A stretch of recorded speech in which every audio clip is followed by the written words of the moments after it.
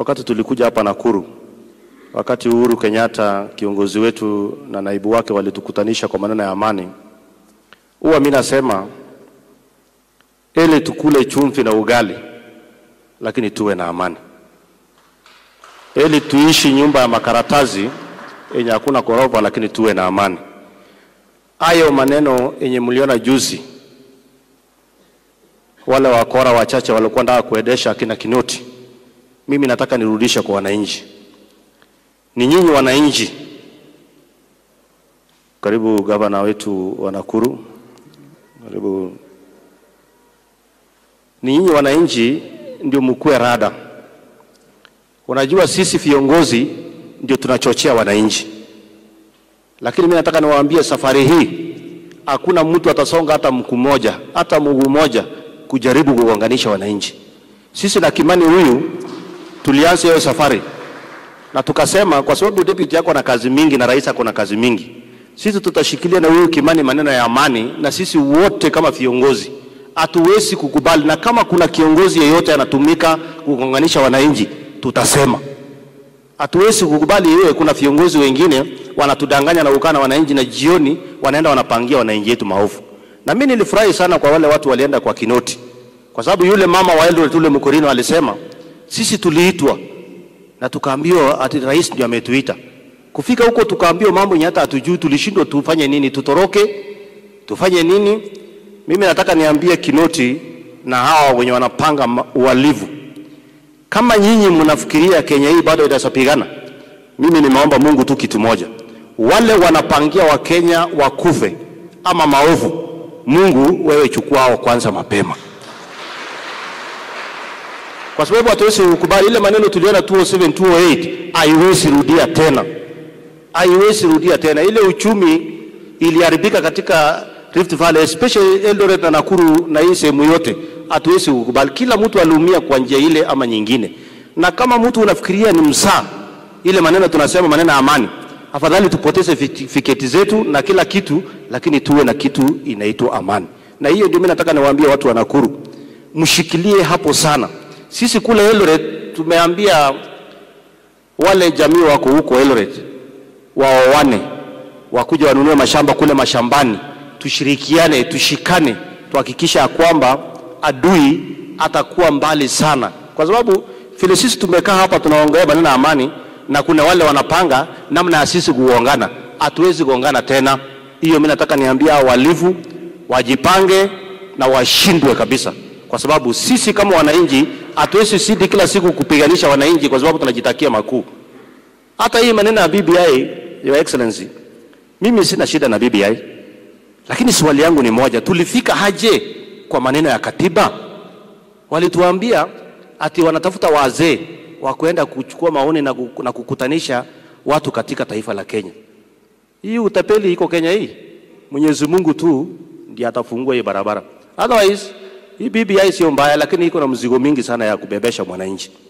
Mkuwe careful, kwa sababu mimi kama mjumbe nitapata mshahara, lakini tunasidi kuumisa mwananchi wa kawaida. Asante sana na Mwenyezi Mungu awabariki.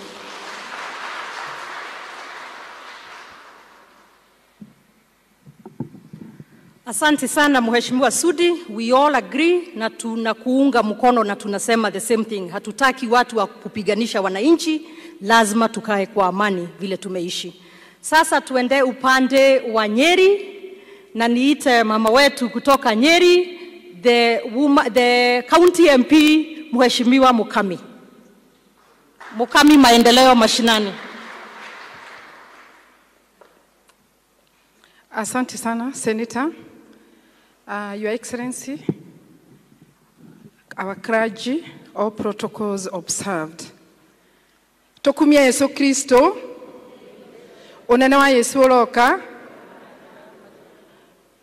Yangu Mheshimiwa Kimani, ninakumbuka juzi wakati wenye tulikuwa tunapanga harusi ya Susan, ulituambia story refu sana ya mama, na ukatuambia kama sio mama wewe ungekuwa pahali huko. Mimi najua mtu akipoteza mama hakuna uzee, hata mama yako akiwa kiwete huyo ni mama yako, na hakuna mtu anaweza jaza hiyo pengo mama ameacha. Lakini Mungu yule ako binguni atajaza hiyo pengo. Sisi wote tumekuja kutoka Nyeri, ndio tukuje tulete rambirambi zetu na tukuambie tunakupenda, na ninameona pia watu wa Bahati wanakupenda, na ninajua Mungu atawaendelea kuwalinda. Unajua, wakati wenye nilikuwa nasoma theology ya mama, kuna kitu moja nimejiuliza. Mama alikuwa anakula nini ndiye akaweza kuishi hiyo miaka yote? Na nikafikiria mimi na Susan na kina Wangare, ama sisi tunakufa mapema ni juu tunapata watoto wachache. Tuongezee watoto tukue na kama 7 ama 10. Na nikasema when I grow up I want to be like mom. Kwa hivyo familia mjikaze, na Mungu atakuwa na nyinyi, na Mungu ataendelea kuwalinda. Ya mwisho, watu wa Nakuru, watu wa Rift Valley, kuna kitu moja mimi ningetaka kuwaelezea. Mnaona kwenye tumetoka kule Mount Kenya, kama mimi nimetoka Nyeri County. Hapa Nakuru ninajua kuna pahali kunaitwa Kiamunyi. Kiamunyi ni watu wa Kiambu, watu wa Nyeri na watu wa Murang'a ndio walikuja wakanunua mashamba hapo, na mkaendelea kuishi pamoja. Tafadhali, sisi tukiwa pale tumeshikilia our deputy president, kwa sababu sisi tunajua watu wetu wako hapa. Na ninataka kuwahakikishia na niwaambie Mount Kenya tuko locked, na tuko nyuma yetu na nyuma yenu, na muendelee kuishi pamoja vile muendelea kuishi pamoja, kwa sababu hata wakati kulikuwa na hiyo violence, wale walikuwa wameongoza hiyo violence walienda wakaendelea kuishi maisha yao, watu wengine wakaachwa wakihangaika. Kwa hivyo munyitane, muikare mwikindo kimwe, na ithuĩ tũkũrĩa Mount Kenya nĩ tũgũthiĩ na mbere na kũmũnyitĩrĩra, na Ngai arĩ mbere nĩ njũĩ nĩ tũkũhotana. Asanteni sana, Mungu awabariki.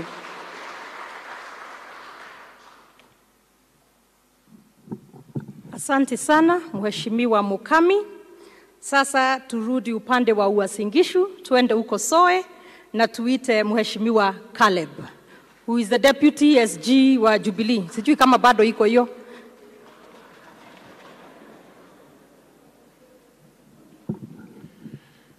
Tumsifu Yesu Kristo daima na milele.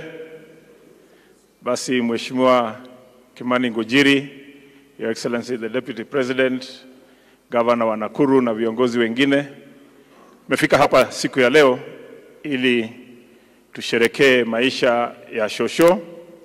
Kuishi miaka 103 sio rahisi. Juzi nimezika baba yangu mkubwa.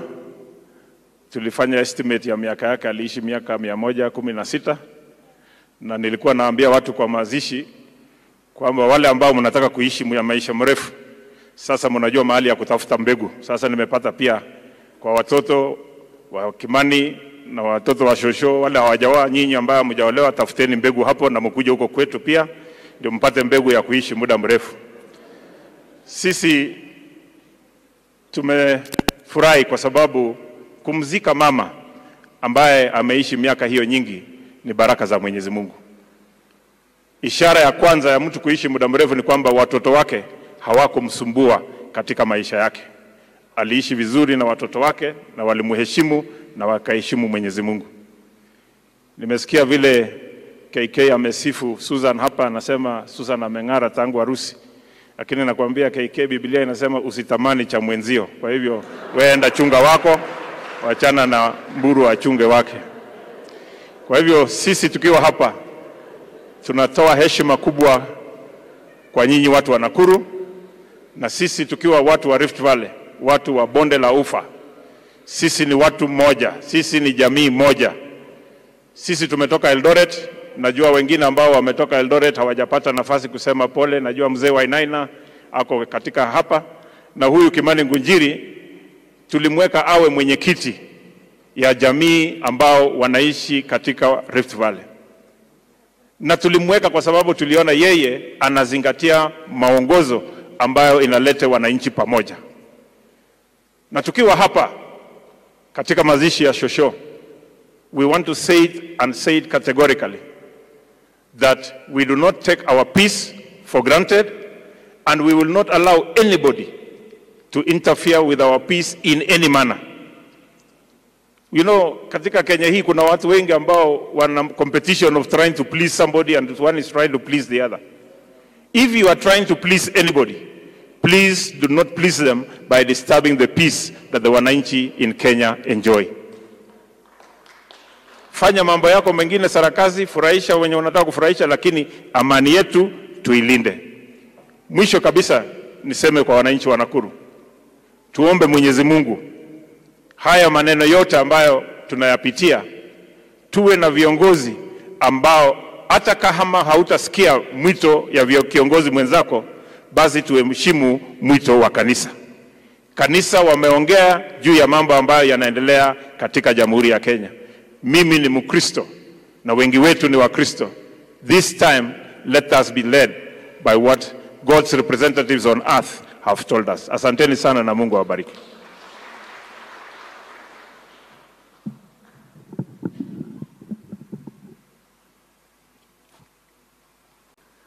Asante sana. Thank you Mheshimiwa Caleb.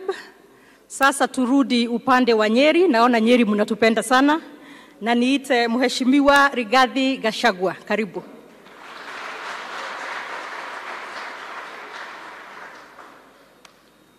Asante sana Mheshimiwa Naibu wa Rais, Reverend Father na kanisa, rafiki yangu Mheshimiwa Kimani Ngujiri na familia.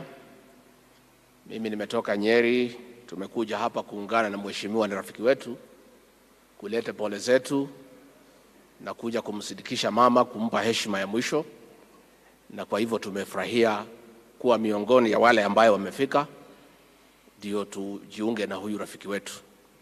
Mheshimiwa Kimani Ngujiri, rafiki wangu wa zamani, tulikuwa na yeye kwa serikali ya Moi, tukakuwa na yeye serikali ya Kibaki, tuko saa hii na yeye serikali ya Uhuru Kenyatta, na kwa majaliwa ya Mwenyezi Mungu tutakuwa na yeye pamoja na nyinyi kwa serikali ya William Ruto.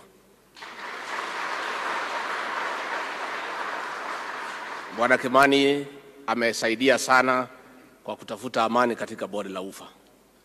Mheshimiwa Naibu Rais, wewe na rais wetu Uhuru Kenyatta mlifanya kazi kubwa na kazi ya maana kutafuta amani katika bonde la Ufa na katika Kenya nzima.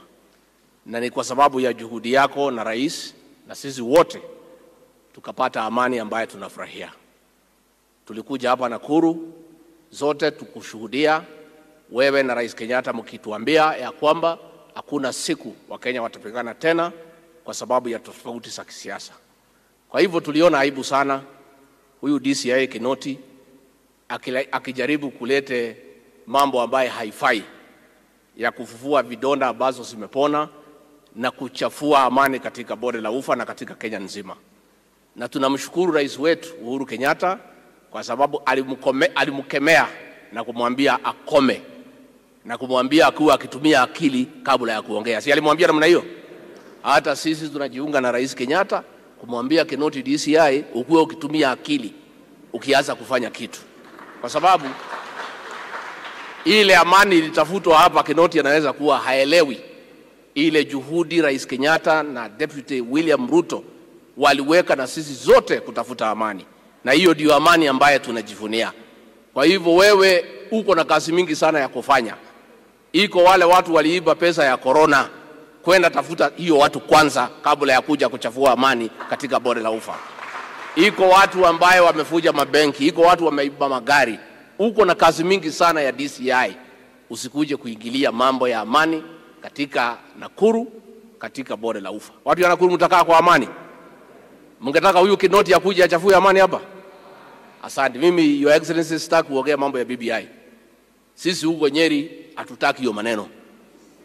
Kwa sababu tunasema tuko na ugonjwa hatari na huwa watu. Tungetaka pesa ile yote iko governor, kwanza mnunue vitanda na oxygen muweke kwa mahospitali. Sijui labda nyinyi watu ya bahati hii BBI mnataka?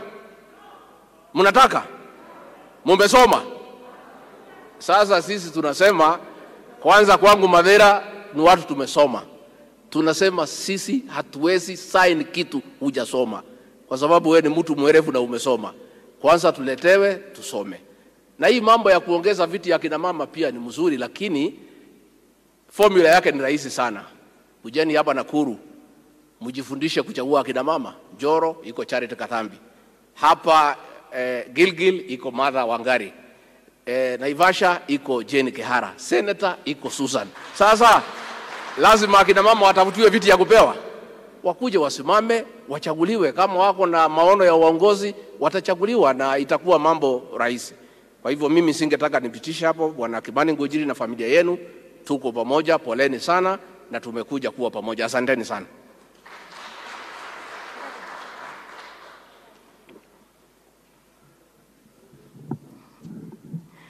Asante sana Mheshimiwa Rigathi kwa hiyo maono umeleta. Sasa, thank you very much all the honorable members of parliament. Mumetii na mukaongea kwa haraka sana. So as I sit, pia wacha niseme Mheshimiwa Kimani Ngujiri and the family, poleni sana sana sana. And as much as mom had lived a long and full life, bado when a mom passes, it becomes very difficult. So even at 103, as much as we mourn her, more so we celebrate her life. Na nikasema huyo mama wa Mheshimiwa Kimani Ngujiri must have been quite a tough lady. No mu imagine Kimani yake mwanake nini hihi? Kihana kuisha makafa di, ni yako idhaniria ido, ni yakiri atea. But she was able to guide him and get him to be where he is today. Na ameweza kutuleta pamoja as the chairman of members of parliament katika Nakuru County. Mheshimiwa, Your Excellency, what you may also not know is that back in the 60s na 70s, my father Kihika Kimani na baba ya Mheshimiwa Ngujiri walikuwa wameshikana pamoja kusaidia kusettle people in these areas. So that history goes back. So hata sisi Mheshimiwa Kimani tuendelee tu hivyo kusaidia na to bring people together. But much more so our time to make sure that peace prevails. Kwa sababu pia tunasema, just like Your Excellency, wewe na Mheshimiwa Uhuru Kenyatta mulisema back in 2013.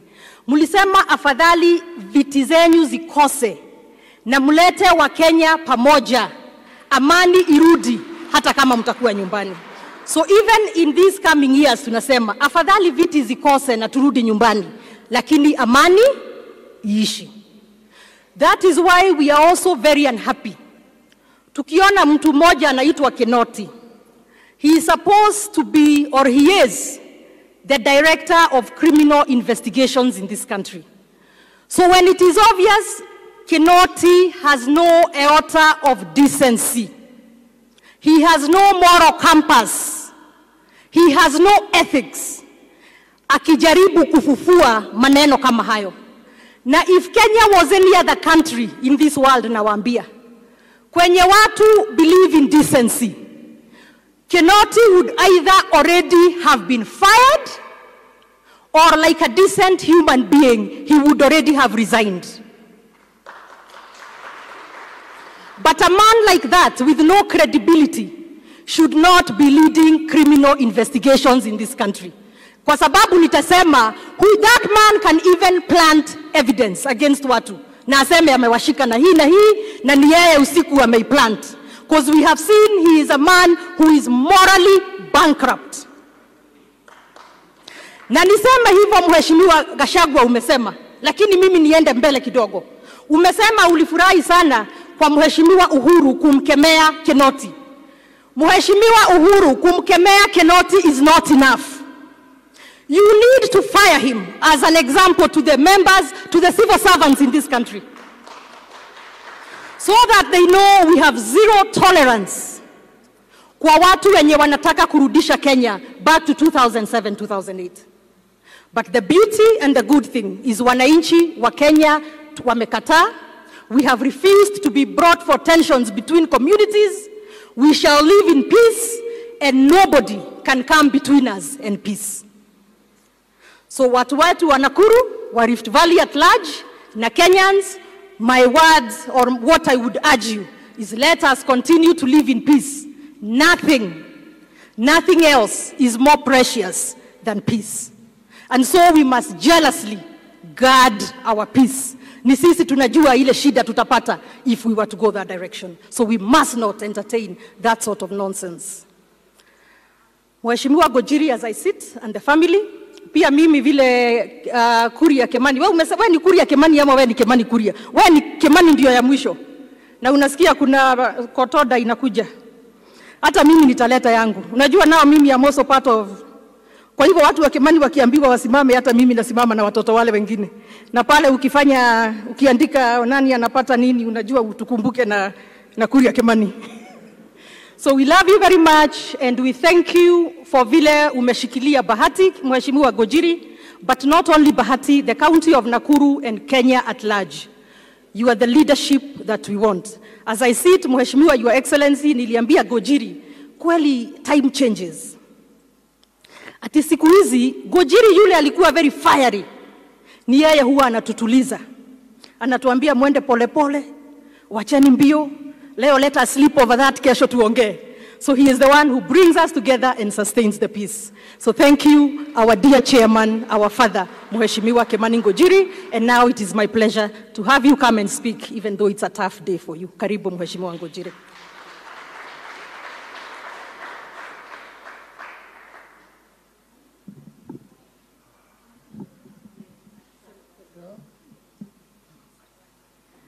Maybe before you speak, Mheshimiwa Gojiri, kuna rafiki yetu pia ameingia na amechelewa kidogo, but ni vizuri tumsikie tu dakika moja.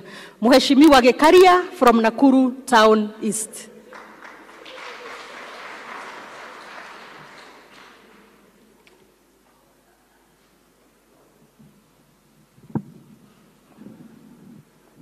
God is good and all the time. Mimi sina mengi kwa niaba yangu na familia na watu yote ya Nakuru Town East constituency. Tumekuja hapa kuleta rambirambi zetu kwa mama ambaye alituacha na familia ya ndugu yetu ambaye kama vile Susan amesema ndio chairman wetu wa all the elected leaders. Yesterday in the evening we had a session together jana jioni pale STEM and I think tuliongea mengi. But I want to say, Bwana Kimani, asante sana. Tunajua mama alikuwa ni mcha Mungu na alifanya mambo mengi sana. Na hadithi hilo litupatia vile mama aliendesha familia yenu ilikuwa ni hadithi ambaye ilitupatia challenges sana. And you advise us one thing, that in every occasion like this, then we have to ask ourselves a few questions. That what does the departing of our dear mother, what impact does it bring or what lessons inatuletea sisi? And I think that is the most important thing. Asante sana, my brother and my boss. Tumechelewa kidogo, nilipotea. Niliingilia vineyard, nimeroga mpaka nyumba, nimepotea. Ndio imetuma nikakuwa nimechelewa hapa. Otherwise I would have nilipoingilia vineyard na nilipotezwa ni dereva yangu ambaye ni askari pia yangu ndio alilipoteza, otherwise she would have been here a long time ago. Asanteni sana na Mungu awabariki. Asante sana. Your Excellency, kama kuna mtu mjeuri kwa kuanguka na kusimama na Gekaria. Anajua kuanguka, kesho anasimama. Ningependa kuchukua nafasi hii, Your Excellency, the Deputy President, kwa kukaribisha hapa kwetu na kwa kushukuru kwa kuweza kusimama nazi wakati wote. Father wetu ambaye ametuongoza, tunajua tumekukosea Father, ulikuwa umetupa mpaka saa 5, but tunaomba msamaha kwa sababu mapenzi na kusherekea kwa mama. Unajua hatukuja kulia, tulikuja kusherekea kwa mama. But I'm very weak. Mimi nikiwa na mtu akilia, even I don't know what, na hata mimi nalia. Kwa hivyo leo ni kusherekea. Tufurahi kwa kusherekea mama yetu. Pia gavana wetu Lee Kenyanjui, tunashukuru kwa kuweza kuwa nasi kwa siku ya leo. Najua umekuwa Nairobi, umekuwa na shughuli mingi na umepata nafasi ya kukuja. Na wengine wote ambaye tuko nao, kamati ambaye imeongoza mambo haya ikiongozwa na Sami. Wapo wasimame niwaone pahali wako. Kiongozi Sami na grupu yake. These are the people, he is the chairman. Iko pande hii na hawa wameongoza mzuri sana. Mungu awabariki sana. Sana sana sana sana. Nawashukuru. Nashukuru pia uongozi wa kanisa, umetuongoza kwa njia mzuri mpaka pahali tumefika. Former MP Morunga amekuja kutoka huko Western Murunga simama, asante sana. Huyu alikuwa former MP, tulikuwa na yeye. Na mnaoa ameoa msichana wetu hapa Ameoa msichana wetu hapa kwa kona. Na kushukuru sana msichana wetu kwa kutuletea sisi Muluya kutoka Western. Na hiyo ndio style mzuri tufanye namna hiyo. Asante sana. Ningependa kusema Your Excellency, pia tuna Wainaina ambaye ni vice chairman wangu kutoka Eldoret na ako hapa na pamoja na sisi na watu yote ambaye wako hapa. Ningesema neno moja kwanza ambaye mara mingi tunasema na tunaomba Mwenyezi Mungu nionyeshe marafiki zangu na adui zangu. Mimi kwa mazishi ya mama yangu nimeona marafiki wangu, sikuwa nawajua, nimewaona. Ile kitu sijaona ni maadui yangu, bado nangoja niwajue, sijawaona. Kwa sababu wale tuko na different ya siasa, sio adui, ni opinion yao. Kwa hivyo we are still waiting. Mungu aendelee kutubariki kwa sababu ya kusindikisha mama. Ningetaka kuambia Your Excellency, ukiwa umetuongoza, ukiwa na Lee na senator wetu na wabunge wetu hapa, I have never seen this as a family. When people heard my mother has left, they came to me na wakaniambia, umetusaidia mambo mengi sana wewe Ngunjiri, umezika wengi, sasa wewe ondoka, wacha tufanye kazi hii. I want to tell you, hakuna kamati nimeongoza, hakuna pahali nimesema, they were only consulting. I was completely free. And then what they have done, everything here hii mazishi ukiwaongoza mkiwa na governor na senator wetu, I have not given even a 10 cents. They have done it ukiwaongoza. Kwa hivyo Mungu awabariki sana. Na ndio nimeona unaambiwa ujisike ukiwa nini? Ukiwa hai. Nimeona mkono wa Mungu na ninashukuru kwa sababu ya mama yangu. Vile pengine hukuweko wakati ndugu yangu alikuwa anaongea. Mama yangu ametufunza mambo mengi. Sisi wote ambaye tuko hapa watoto yake tulikuwa 10. Wengine wametuacha. Hakuna ule ameandikwa kazi na mtu. Hatujaandikwa kazi sisi. Alitufundisha kusurvive. Kwa hivyo kama iko hustler number 1 ni mama yangu alikuwa hustler.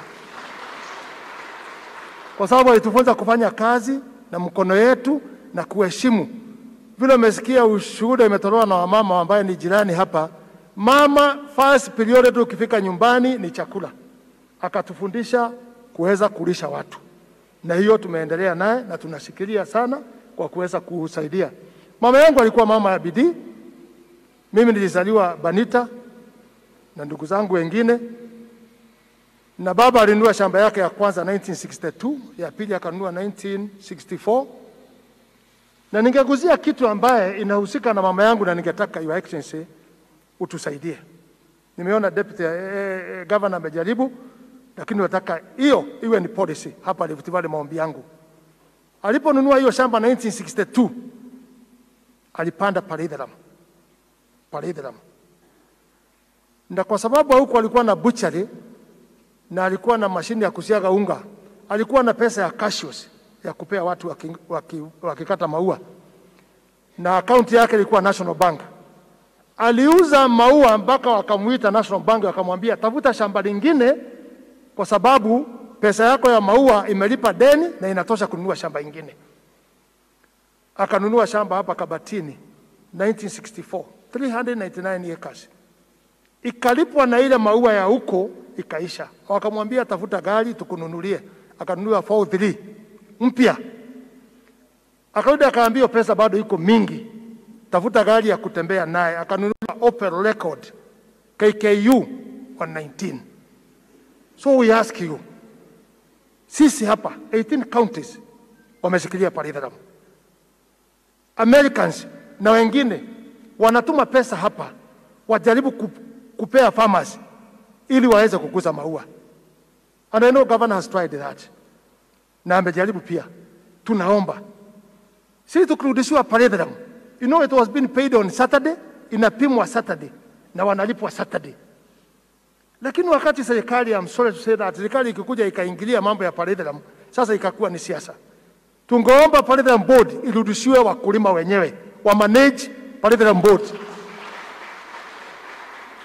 Na pia kama kuna watu hao wanasema wanataka hiyo product yake sana, ningeomba utuongoze na wale wengine. Wacha waambiwe walete hizo factory zao hapa.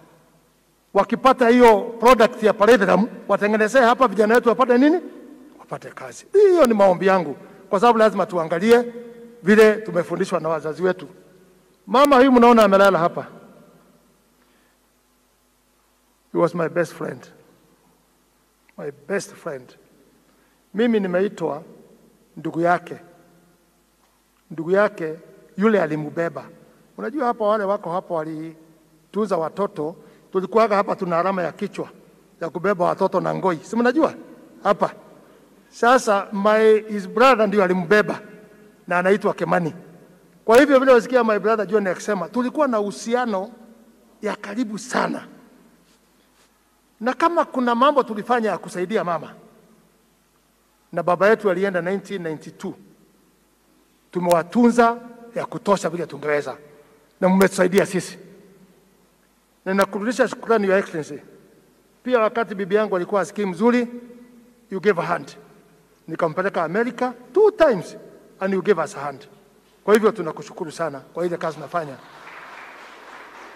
Nikikuja kwa hapa bahati kwa sababu ya mama nikiongea ni mengi zaidi. Your Excellency, sasa hapa umekuja, hii ndio wewe hesabu gani ujui. Hii ndio mara ya 9 kuja hapa bahati. 9. Mimi sijaona mtu mwingine amekuja hapa. Niliona tu wewe, rais alikuwa amekuja, lakini wewe umekuja mara 9. Sasa mimi ungependa nifanye namna gani? Na mama yangu huyu amelala hapa wakati umekuja hiyo mara 9.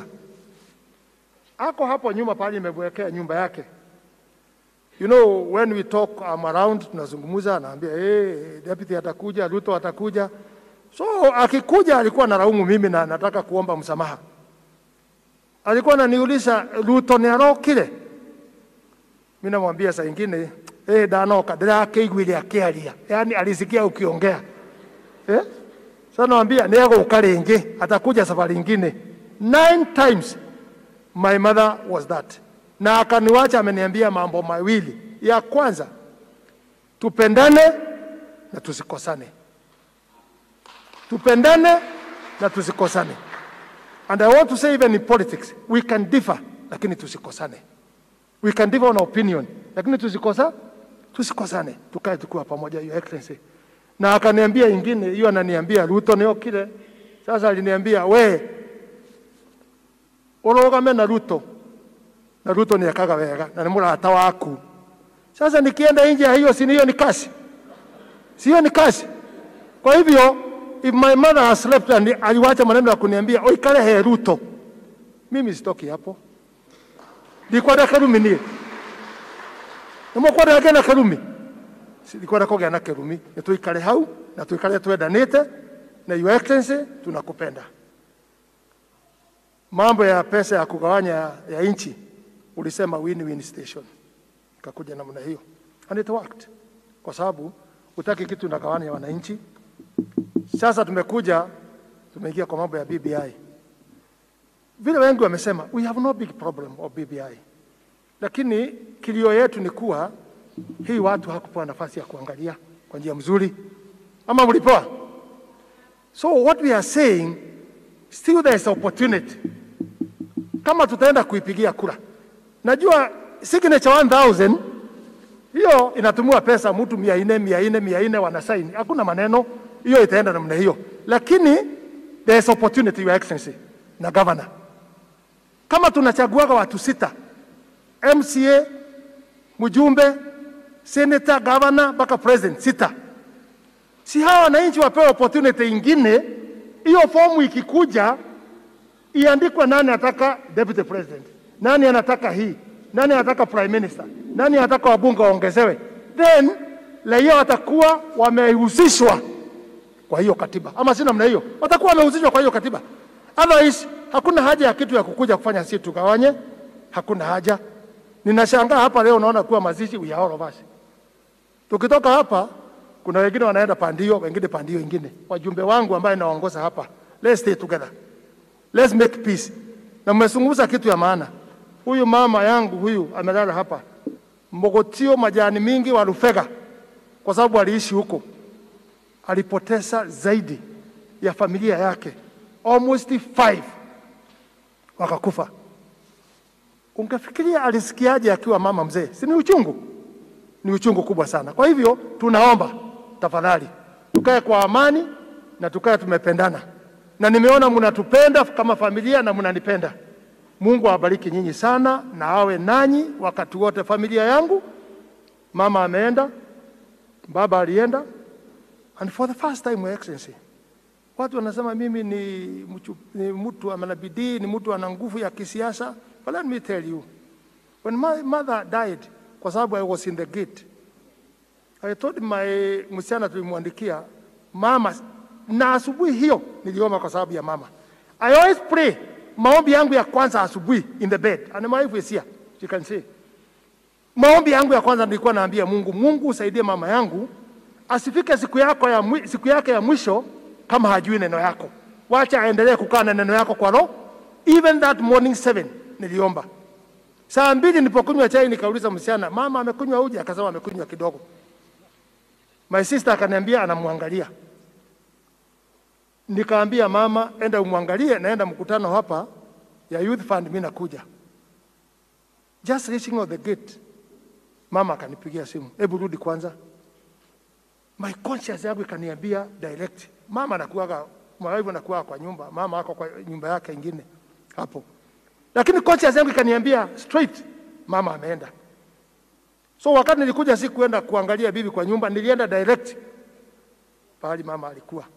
Na nikakuta amelala mzuri, vile analalaga, amelala mzuri. Na hakuwa hata na sura, hata mtu amekufa unaona na uchungu, hakuwa na uchungu. Alilala kwa kupumzika mzuri sana. Na for the first time, my father died 1992.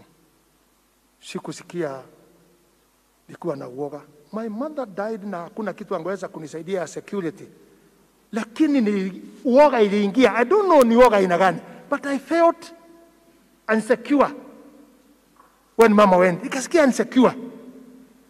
Na ndio ningesema Your Excellency, unajua mimi mara mingi Fridays mimi siendi nje mikutano, and I will discuss that today. It's because of my mother. Friday niko nyumbani, Saturday, Sunday labda wakati na kitu kingine nakimbia na kurudi, because I wanted to kumulea na nimwangalie mpaka maisha yake ifike mwisho. Kwa hivyo nimeshukuru sana Your Excellency kwa sababu ya nyinyi kukuja, na nyinyi wote, na Mungu awabariki.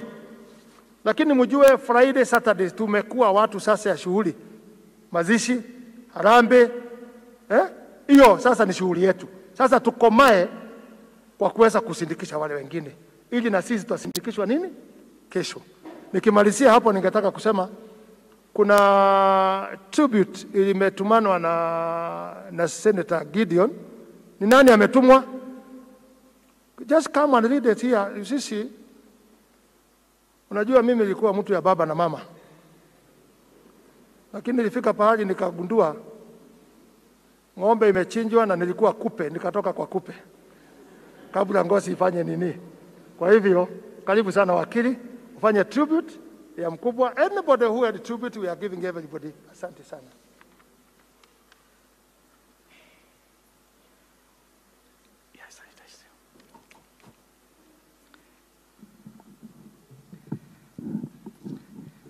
Asanteni sana, Your Excellency the Deputy President, all the leaders present and all protocols observed.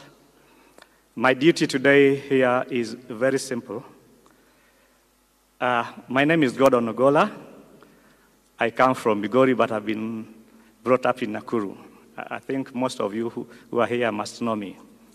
I practice law in Nakuru. There's a time when I was a very big supporter of the Deputy President when we were in ODM together. Before I read the speech and the condolence of my party leader, Honorable Senator Gideon Moi, I would want to tell you one thing, my friends. When you talk about the past, especially dealing with post-election violence, you do not know what you are saying. for those of us who live in the Rift Valley, for those of us who live in Nakuru, and more specifically me, who dealt with the cases of representing those from Rift Valley and those from this other side, I will tell you, if you are talking, you don't know what you're talking about. I will tell you today, because this is something I've never said before, as the advocate who is dealing with all the cases, including Kiambaa Church, those who are arrested and who are brought to court, I'll tell you for sure, the witnesses who came there and who were prepared specifically to come there came and said, this person who is here in the dock is the one who saved us from that burning church. So for us in Rift Valley, for us who live here, when you want to wake up those memories, we'll tell you, shut up, go back to where you came from, and perhaps go to school to know what you're doing in your job.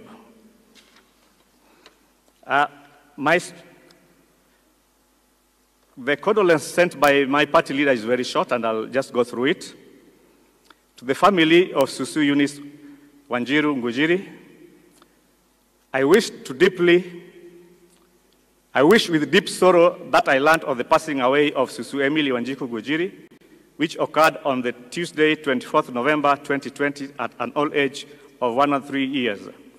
On behalf of KANU fraternity and on my behalf, I wish to convey my sympathies and heartfelt condolences to the family and friends of Susu for the loss of this great family pillar and matriarch.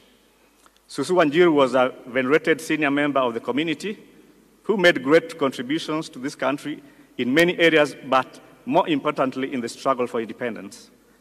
In her time and in her prime age, she joined the Mau Mau movement in its gallant quest to reclaim its land from the white settlers and played a critical role of feeding the freedom fighters deep in the villages around Banita Farm. Susu therefore remained the unbowed patriot who not only played a fundamental role in the achievement of our independence as a country, but also as a farmer and a loving parent who brought forth leaders, philanthropists, and great businessmen. As the family contends with the death of its patriarch, it's my prayer that God grants them the comfort and fortitude to overcome the loss. In the meantime, I wish to assure her family of my support and that of my family in any way you may wish. Thank you and God bless you. And lastly, tangu hii mambo ya kieleweke, tangatanga, sijui nini anze, mimi nimekuwa nikiwaona tu kwa view sasa, but at least today nimewaona. Thank you very much. But because you want to know that there is unity in this world, I will tell you that even though I'm in KANU, but it is my farm who represents Honorable who? Sudi. So we are together. Thank you very much.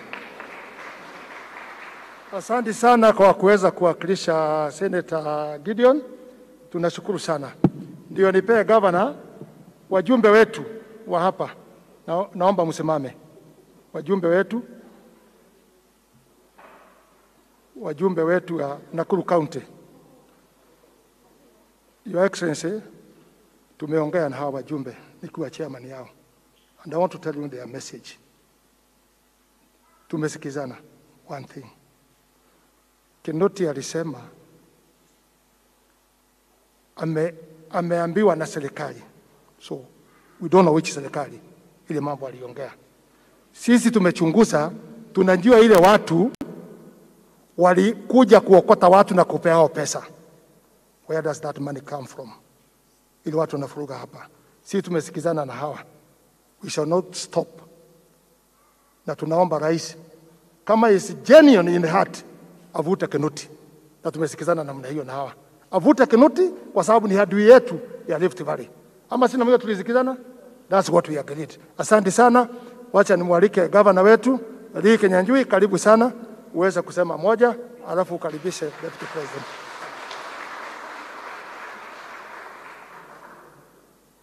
Stand here. Oh, here, okay.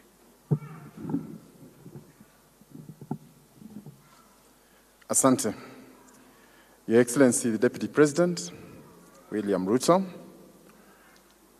familia ya Bwana Kimani, viongozi ambao wamefika hapa siku ya leo, pamoja na waombolezaji. Bwana asifiwe.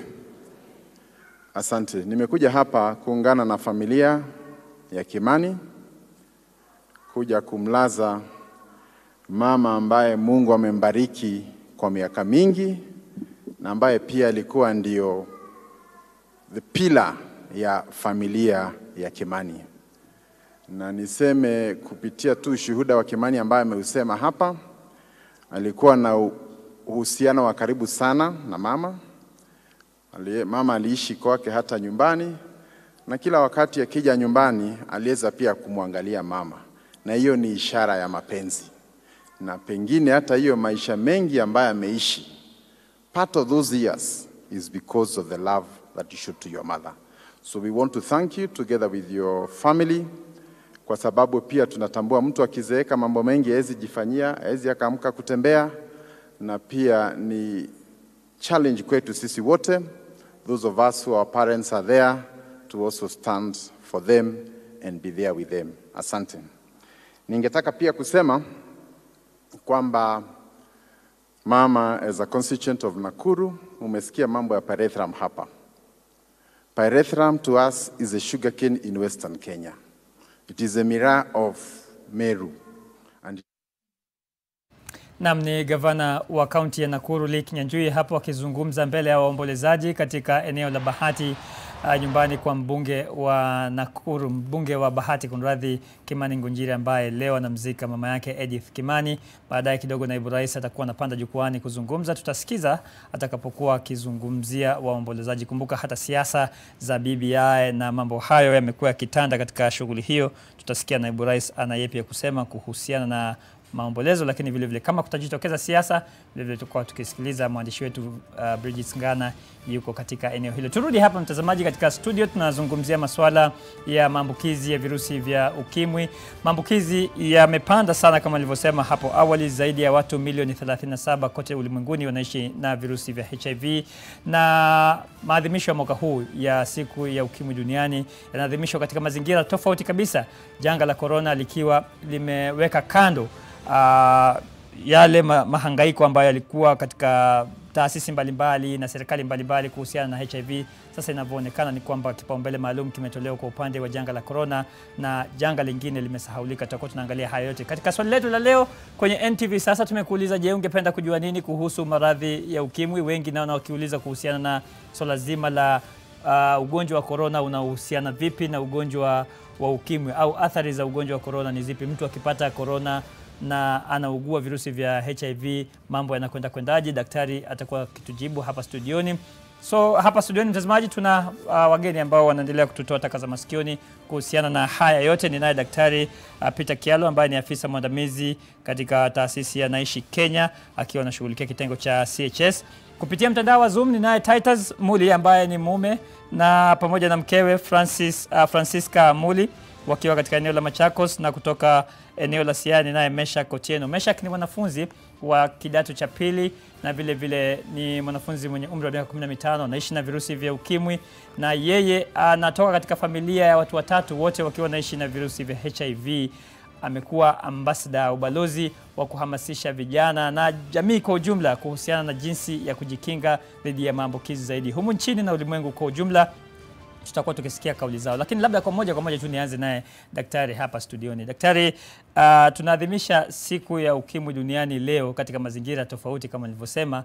Labda nyinyi mkiwa kule kwenye ground, mnapozungumza na wale ambao wanaishi na virusi vya HIV, wanawaambia nini kuhusu hofu yao ya HIV kwa upande mmoja na janga lingine la corona kwa upande wa pili? Asante sana Salim na wasikilizaji. Kwa nafasi hii umenipa leo niongee kuhusu janga la HIV, na kukujibu ni kwamba corona ni ugonjwa umeingia juzi na utafiti unaendelea.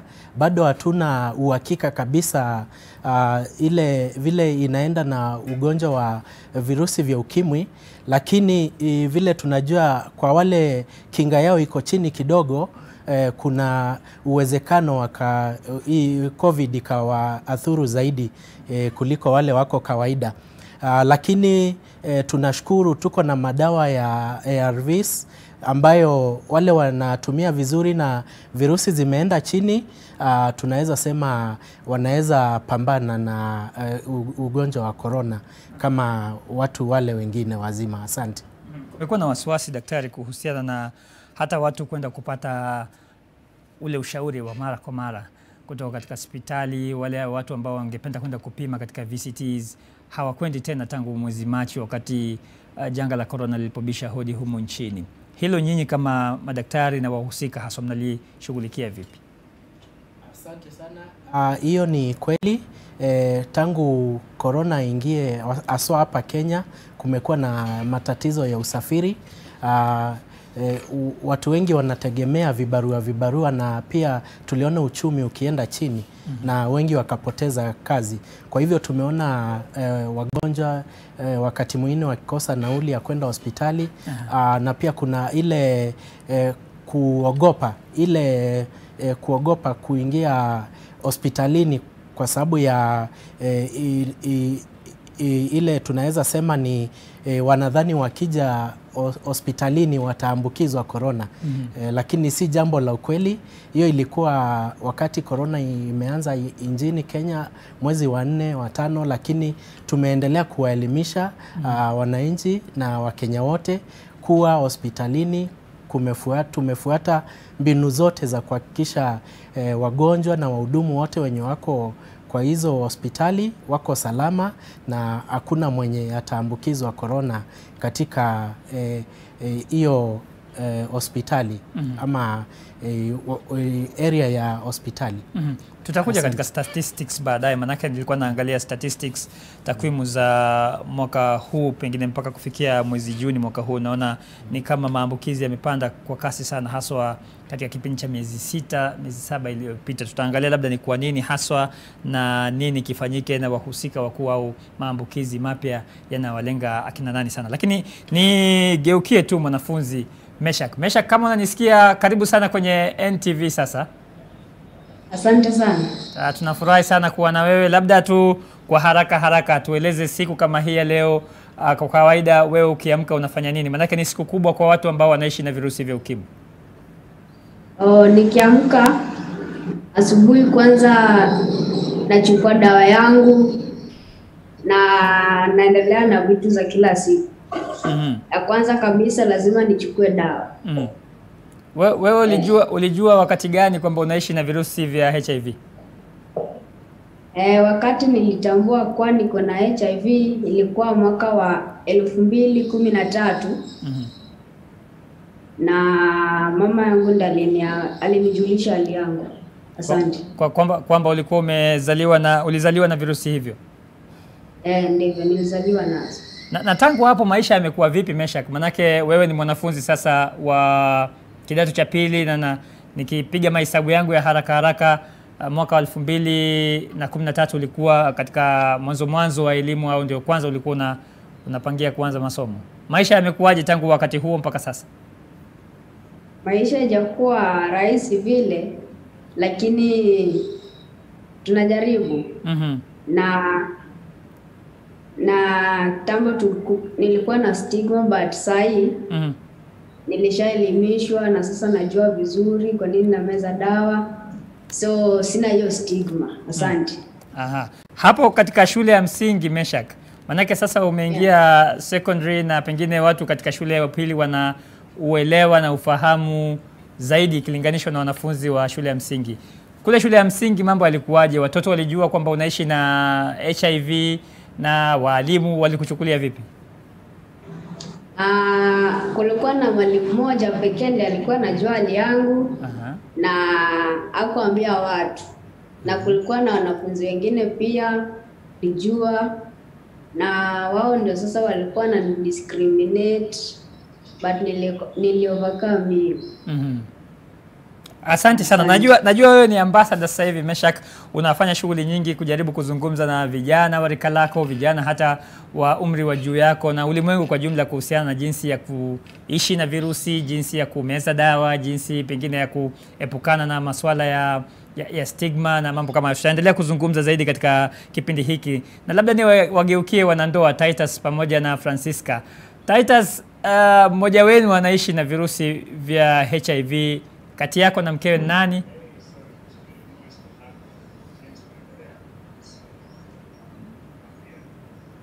Tunakusikia tu vizuri Titus. Sijui kama unatusikia kutoka hapa studio.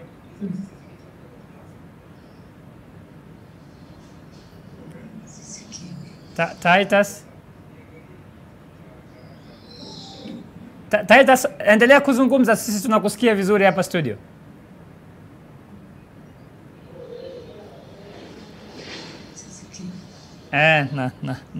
Naona pengine Titus hatusikii kwa sasa, lakini tutazungumza naye baadaye kidogo. Daktari, katika mazingira na scenario kama ya bwana mdogo Meshak, mtu anazaliwa na virusi vya ukimwi, kwanza watu wanajiuliza vipi mtu anazaliwa na virusi vya HIV?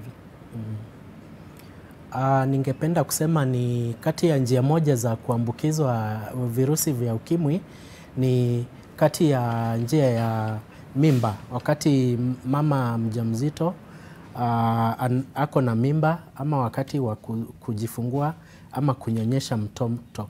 Kama mama ako na virusi vya ukimwi na hajapata zile madawa ziko za kuzuia kuambukiza mtoto wake, hiyo inaweza fanyika.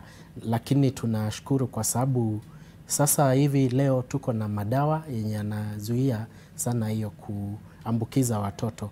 Na tukiangalia nyuma, kuambukiza watoto kumeenda chini sana kutoka miaka ya zamani na mahali tuko leo. Umezungumzia swala la dawa na ukanikumbusha tuseme ni, sitaki kusema ni matibabu, lakini niseme ni dawa ambazo zimekuja katika sura ya dunia katika miaka hivi karibuni. PrEPs. Yes. Hizi PrEPs kwa mtazamo wako zimeweza kufanikiwa kabisa katika malengo yake ya kupunguza maambukizi? Na pili, kwa mtazamo wako kama daktari, unadhani watu wamezi abuse? Naweza sema PrEP kwa urefu ni pre-exposure prophylaxis, na ni dawa imefanyiwa uchunguzi sana. Kutokana na ile uchunguzi imefanywa ya kisayansi, hiyo dawa inazuia maambukizi ikitumiwa vile inastahili. Na kuna viwango za watu wale wako tunawapatia hiyo dawa, wale tunaweza sema wako exposed, wanaweza ambukizwa kwa sababu labda wanaishi na mwenzao ambaye yako na virusi vya ukimwi, ama kwa sababu ya kazi zao ama mienendo yao wako na ile risk ya kuambukizwa.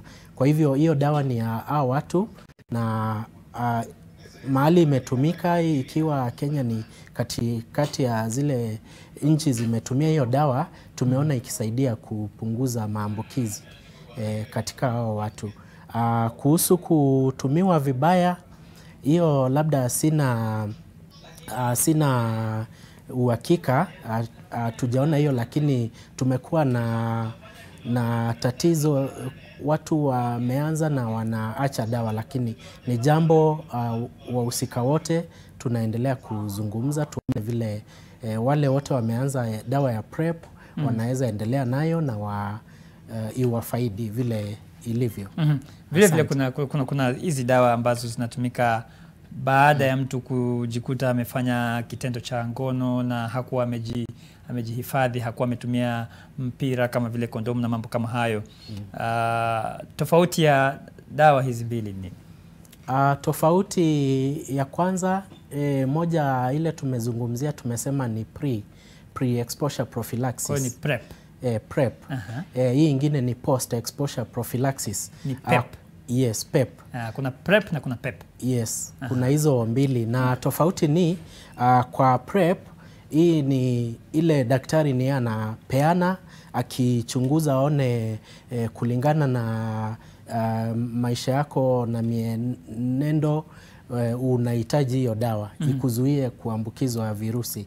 Na hiyo ukipewa unafaa kunywa kwa wakati wote ambapo uko na ile risk ya kuambukizwa. Wakati ile risk labda imeondoka, tuseme ulikuwa na mpenzi yako na virusi vya ukimwi na sasa yuko kuna ile criteria ya kusimamisha PrEP. Lakini PrEP ile tofauti kubwa sana ni hiyo inakunywiwa kati ya masaa 72 baada ya kitendo chenye kinaweza kusababishia uambukizwe HIV, na hiyo unakunywa mara moja. Hii PrEP inatumika tu kwa mtu ambaye yuko exposed, kwa maana ya kwamba ameshiriki ngono bila ya kujikinga, au hata mtu ambaye amekuwa exposed kwa mazingira mengine ambayo si lazima yawe ya ngono? Iko na area mingi tunaweza tumia hiyo dawa. Kwa mfano nikiwa kwa kazi yangu ya udaktari na labda mambo ya operesheni, saa ingine unaweza kuwa na mgonjwa na ako na virusi vya ukimwi, alafu katika ile operation ile damu yake labda ujidunge, ivunje mahali kwa ngozi imepasuka. Hiyo itahitaji mimi nipate hiyo dawa inizuie ile exposure nisipate virusi. Na ile inatumika sana ni wakati labda mtu alitumia mpira wa kondomu na kwa bahati mbaya labda ikapasuka ama ikatoka katika ile ngono na ikakuwa imemweka kwa sababu yenye anaweza ambukizwa virusi. Hiyo ndio ile sana tunapeana hiyo dawa. Nataka tuendelee baadaye kidogo na mazungumzo haya, lakini mtazamaji, nikupeleke sasa katika kaunti ya Nakuru, eneo la Bahati, ambapo naibu rais anazungumza sasa na waombolezaji katika mazishi ya mamake mbunge wa Bahati Kimani Ngunjiri, marehemu Bi Edith Ngunjiri. Tusikie naibu rais anasema nini. Wananchi,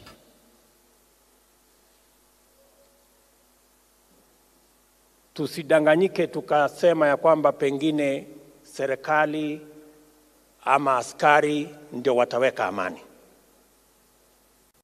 Wakati tumepata matatizo ya amani, kulikuweko na serikali na kulikuweko na askari, lakini hawakuzuia amani kukosekana.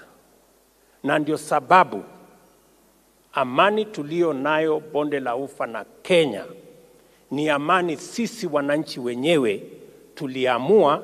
Hatutaki siasa ya ukabila na chuki.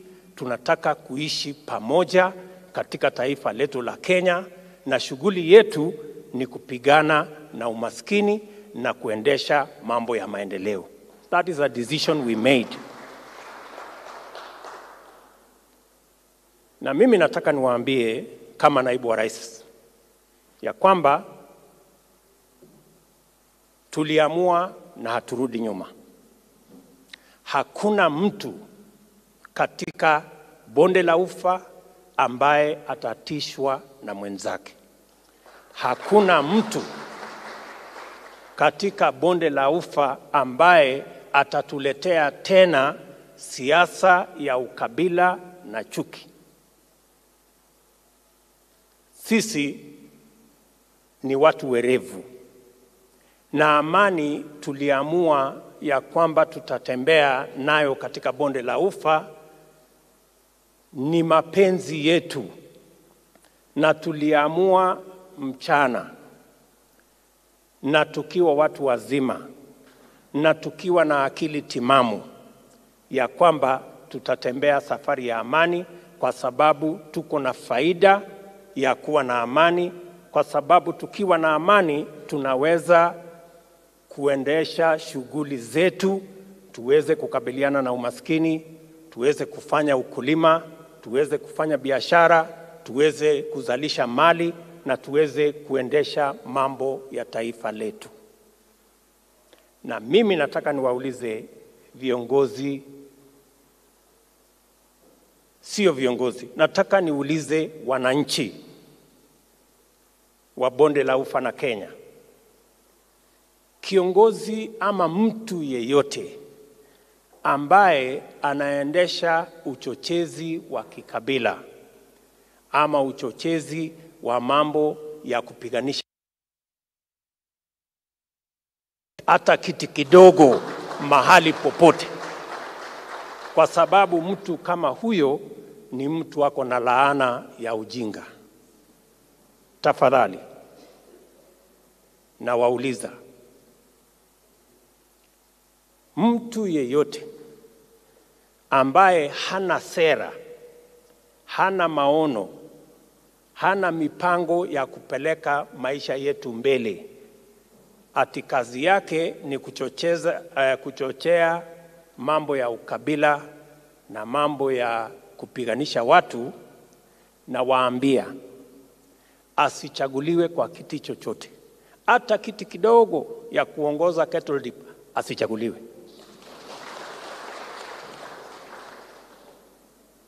Kwa sababu ni mtu hafai. Mimi pia nataka niwaambie ya kwamba yale mambo ambayo mnasikia pale, ambao badala ya kufanya kazi ya kupigana na wahalifu, sasa wanataka kufanya kazi ya kuchochea ukabila. Kuna watu ambao kwa sababu tumekataa siasa ya chuki na ukabila walipata hasara kubwa, kwa sababu biashara yao, siasa yao ilinawiri kwa siasa hiyo chafu ya uongo na chuki na ukabila. Ndio wanajaribu saa hizi kutumia wafanyikazi wa serikali kuchochea mambo ya ukabila na mambo ya chuki hapa Rift Valley. Hiyo mambo ya kutumia wafanyikazi wa serikali, hawa wafanyikazi wa serikali wanaotumika badala ya kupigana na uhalifu, wamewacha kazi ya kupigana na uhalifu, sasa wanafanya kazi ya siasa ya kuturudisha kuchochea ukabila ili kuwe na hofu, ili kupiganisha wananchi. Hawa watu wanafanya kazi ya shetani, na tunataka kusema shetani ashindwe. And I want to promise you, hawawezi kufaulu. Hawawezi kufaulu. They will not succeed. Naibu Rais William Ruto akizungumza katika mazishi ya Mama Edith Ngunjiri ambaye ni mamake mbunge wa Bahati Kimani Ngunjiri katika eneo la Bahati, kaunti ya Nakuru. Viongozi wengine wa kisiasa vile vile wamejumuika pamoja na mbunge huyo kwa ajili ya kumpa mkono wa buriani Mama Edith, na Naibu Rais hapo kwa njia isiyokuwa ya moja kwa moja akijibu tuhuma za hivi karibuni au ni gumzo la hivi karibuni kutoka kwa mkuu wa DCI George Kinoti kwamba kulikuwa na nia ya kufufua kesi za baada ya uchaguzi mkuu wa mwaka 2007 na ghasia zilizofuatia mwaka 2007-2008, akisema kwamba wale ambao wanatumika, maafisa wa serikali wanaotumika badala ya kupigana na uhalifu, na tunajua DCI kazi yake ni kuhakikisha inapambana na uhalifu, na sasa wanaanza kujiingiza katika masuala ya kisiasa. Naibu Rais anaonekana kuwanyoshea kidole cha lawama na kidole cha kuwaonya. Bridget Singana yuko pale, atatuletea mengi zaidi katika taarifa zetu za hapo saa 7. Turudi katika mada yetu. Leo ni siku ya kupambana na virusi vya ukimwi duniani, na mada au tuseme kauli mbiu ya mwaka huu ni kuhakikisha kwamba dunia inasimama pamoja na kutoa huduma ambazo ni za kishujaa. Kwa Kiingereza wanasema Global Solidarity and Resilience Service, na tunazungumza naye Daktari Peter Chalo ambaye ni afisa mwandamizi katika taasisi ya Naishi Kenya akiwa anahusika na masuala ya CHS. Vile vile tunazungumza na Titus Muli ambaye ni mume, na Francisca Muli ambaye ni mkewe Titus, na kijana mdogo Mesha Kotieno akiwa anatoka maeneo ya Nyanza. Na kama wananipata wanandoa Titus pamoja na Francisca, nadhani tuko pamoja sana kwa wakati huu. Labda watu wanashangaa kwamba mnakaa kama wanandoa. Nafahamu kwamba mmoja wenu anaishi na virusi, mwingine hana virusi hivyo. Hilo mnalielewa vipi, au hilo majirani wanalizungumziaje?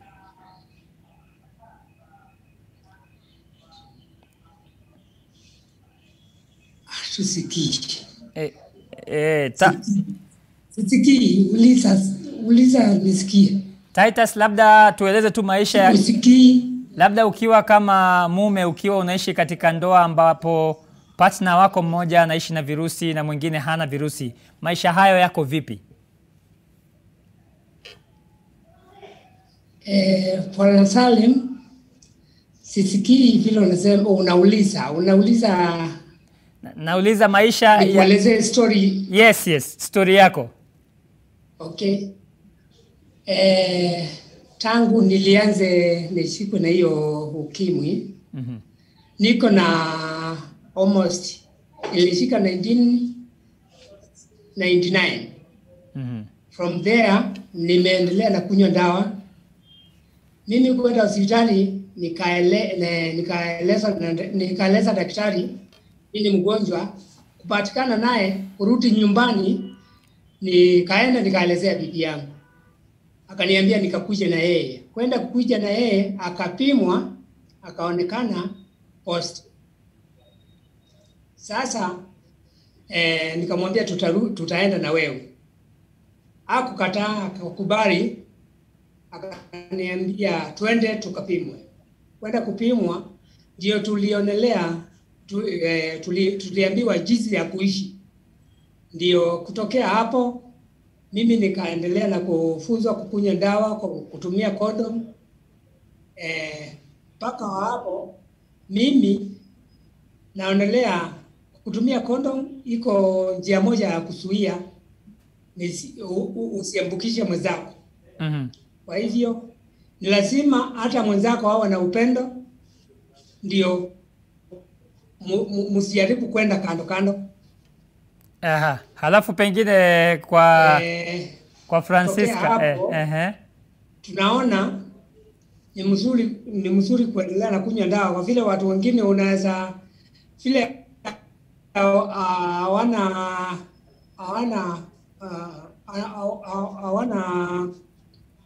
usikilizano na bibi zao, ndio wanafanya wasikunywe dawa. Kwa vile wakiwa bibi yao hawapei free time, hawezi kunywa dawa mzuri, atawacha hiyo dawa. Ataona hakuna mtu anampenda, labda iko usasano kwa nyumba, ndio anawacha dawa, ndio yeye aende. Na kwa vile ukiona iko usikilizano na familia yako, unaendelea na kunywa dawa vile mnasikilizana. Na labda Edith Francisca tuelezee tu historia yake ilikuwaje alipogundua kwamba wewe unaishi na virusi sasa na yeye alikuwa hana, alichukuliaje? Labda atueleze kidogo. Sisi hata kidogo uliza, inakuja ikikatika, lakini ingekuwa ingesikia vile unasema. Nasema Francisca, labda atueleze tu kwa upande wake kidogo tu, yeye alichukuliaje baada ya kusikia kwamba una virusi.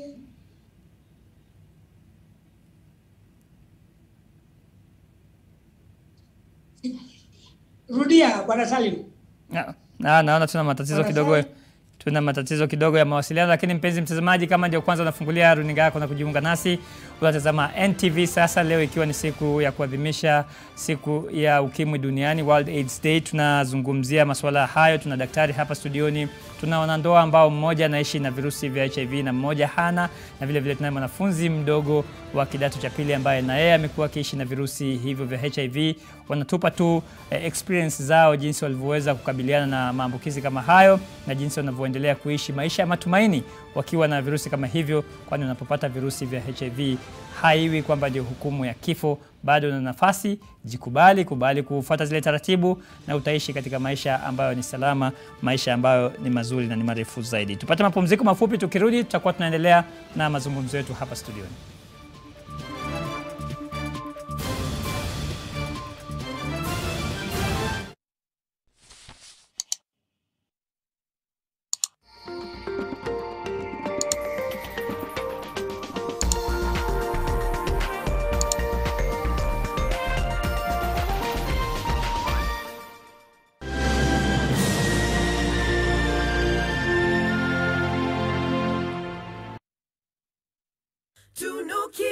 Malkia siku njema na tunukiwa offers kila siku. Piga star 444 hasi utunukiwe credo double.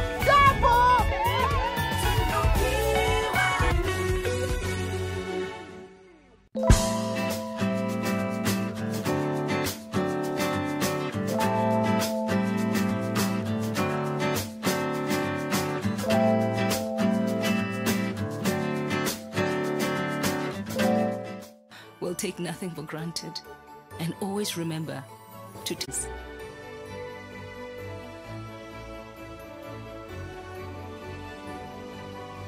Enjoy the magic of Christmas with Coca-Cola. Rock Plastic Tips. Rock Plastics are made with 100% virgin raw material. Rock Plastics come with new and different unique designs. Rock Industries brings you Rock Plastic with a variety of kitchenware, ranging from kitchen dishes, cups, plates, clothesline pegs, spoons, and even rulers for learners. For these and more products, contact our offices on 0722 575619 or 0736 02 8181. Did you know? At Ruiru Mabati Factory, you can open an account and lipa pole pole at your convenience. Did you know? At Ruiru Mabati Factory, you can get customized sizes according to your roof plan to avoid wastage. Did you know? Ruiru Mabati Factory offers free delivery countrywide within 72 hours. To order, call us now on 0111 050 700. Ruiru Mabati Factory, Mali Safi kwa bei poa. When the world changed, it made us go back to the simple joys and love the little things even more. Like serving up your best, eating together, and sharing more. Now, we'll take nothing for granted and always remember to taste the simple joys.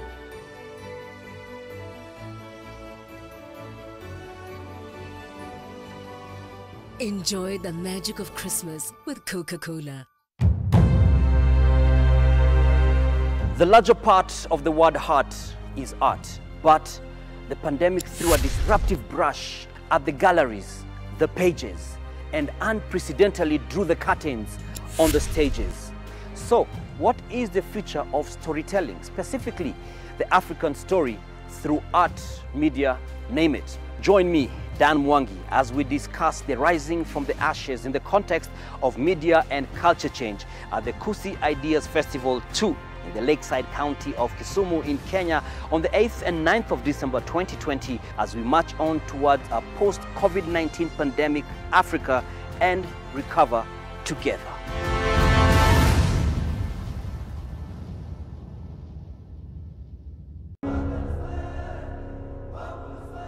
We are Nation, Africa's independent media brand.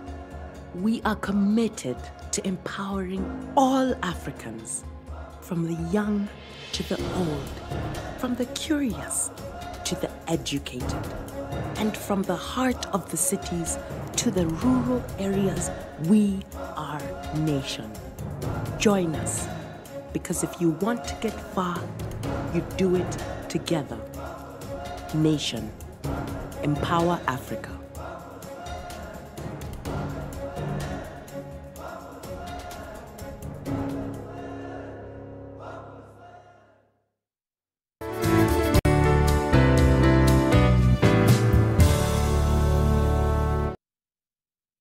Every spoonful of Nutri comes loaded with the necessary vitamins, protein and minerals for you and your family to become healthier and stronger. Pick up a pack today from your nearest store. Nutri. Every spoonful counts.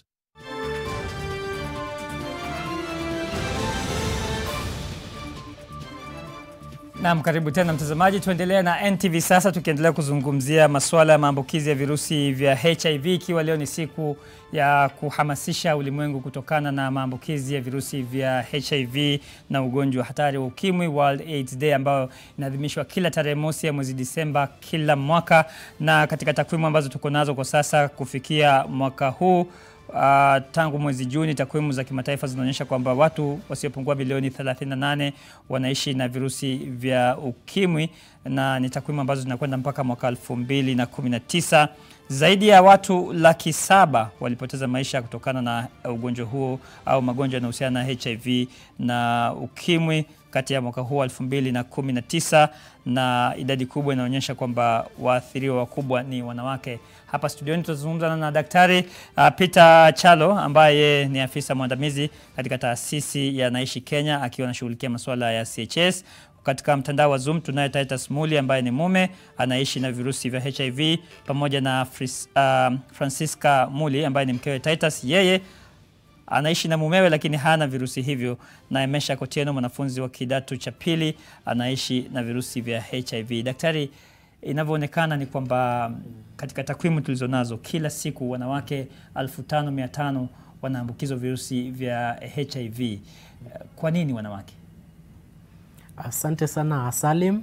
Ni kweli virusi vya ukimwi sana ugonjwa umekuwa mwingi kwa wanawake kwa sababu moja ya kibiolojia, na pia kuna sababu ingine ambayo ni nzuri sana.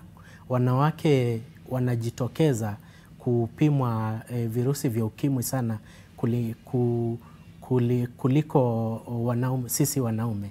Kwa hivyo wale wako na ugonjwa wameweza kupimwa na wakaanzishwa madawa. Na tukiangalia upande wa wanaume bado kidogo wengi hawapimwi kwa sababu ya unyanyapaa na ubaguzi. Yeah.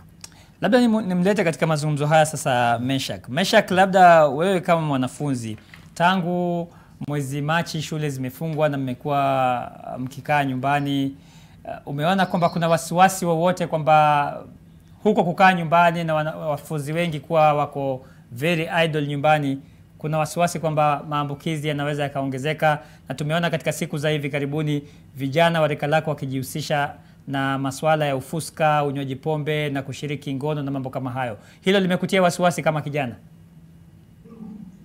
Ndio. Ndio imenitia wasiwasi. Na kama ambassador unatumia experience yako kuzungumza vipi na vijana kama hao?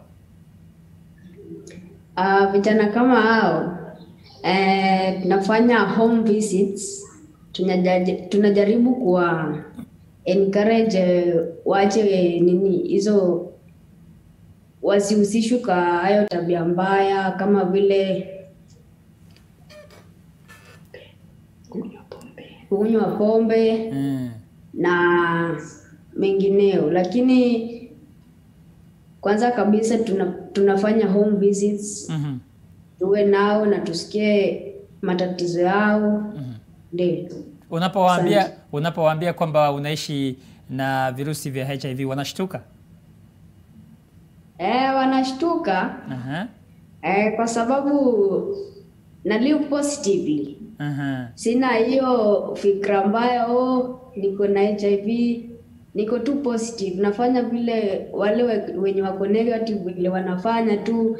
Na kuna wengine pia nafanya perfect kuliko. Sasa wengi wao wanashtuka. Napenda hiyo sana. Unafanya perfect hata kuliko wale ambao wako negative. Halafu pengine katika visits zako hizo, sensitizations ambazo unazifanya wewe, umewahi kutana na vijana wa rika lako wa kiume hata wa kike ambao wanaishi na virusi? Ndivyo. Wao vipi, wamepokea vizuri au wanapokusikia ukizungumza historia yako na experience yako wanasema nini? Wengi wao hawajachukulia vizuri sana, lakini bado najaribu kuwahimiza waichukulie vizuri. Juu kama uko na hiyo self stigma, itakulead kwa vitu kama kutumia madawa za kulevya na hizo vitu zingine. Umewahi kusikia mtu ambaye amejikataa hiyo self stigma, pengine ameishia kufanya mambo mabaya, wengine hata wanajitoa uhai? Ndivyo. Watu kama hao na washauri vipi? Na shauri tu waendelee kumeza dawa vizuri, juu kama unameza dawa vizuri utakuwa na hiyo afya njema. Alafu kama unameza dawa pia mtu hawezi jua kama uko na virusi. So kama mimi hivi mtu hawezi jua, so una live tu positively. Na ushauri tu achukue dawa vizuri. ili sasa hiyo self stigma itoke. Juu kama umekuwa sasa umezi dawa, afya inakuwa mbaya, watu wanajua, wanaanza kukudiscriminate. Asante. Hebu nikuulize Meshak, wewe nini hasa kinakupa nguvu ya kuishi hiyo courage, hiyo energy ambayo unayo? Nini nakupa hiyo energy? Nini nakupa hiyo courage? Kwanza kuna watu wananitia moyo. Kama vile mamangu, ndugu yangu mkubwa, clinicians, pharmacists wa huko kwa hospitali. Na pia sitaki kuwa na afya mbaya. Hiyo pia inani-encourage juu sasa sitaki kuwa na hiyo, nikuwe sasa watu wanaona vile niko mbaya. Good. Na mwisho tu kabisa Meshak, labda umewahi kukaa hivi ukawazia kwamba sasa unakuwa mtu mzima, itafika wakati pengine utataka kuoa, labda utataka kuwa na familia, na ukawa unajiuliza itakuwa kuaje hii sasa? Wazo kama hilo ilishanikujia. Lakini sasa najua vizuri kuna prep. So sina shaka nitapata tu, niendelee na maisha kama kawaida. Na utakuwa na familia na utakuwa na uwezo wa kuishi na familia ambayo haitakuwa positive, na wewe vile vile utaendelea kuishi positively, sio? Ndivyo. Asante sana. Asante sana. Daktari, ni ushujaa wa aina yake. Huyo ni shujaa. Ni shujaa na mfano mwema kwa wale vijana wengine. Meshak anazungumzia kitu ambacho ni cha msingi sana. Vijana wa rika lake ambao na hata wengine ni wakubwa, ambao wamekataa kukubali mazingira yao, wamekataa kukubali hali zao. Hatari inayotokana na mtu kuwa na ile self stigma ni nini, daktari?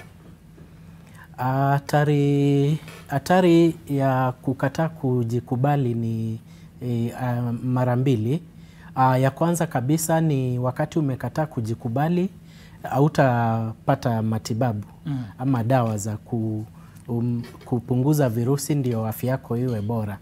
Kwa hivyo usipokubali kupata dawa, sasa afya yako itaenda ikidorora na mwishowe ni kifo. Ile hatari ingine sana ni kuambukizia wengine. Sababu vile umesikia kijana, miaka inasonga, itafika wakati maisha imesonga, atahitaji familia. Ama wakati ujana inaingia, watakuwa wanatafuta wapenzi. Kwa hivyo pia hapo kuna hatari, na ni jambo tunaendelea kuelimiza vijana wote wenye tumepima tukapata wako na virusi vya ukimwi. Tunaendelea kuwaelimisha ni muhimu waanze dawa na wakunywe dawa kila siku.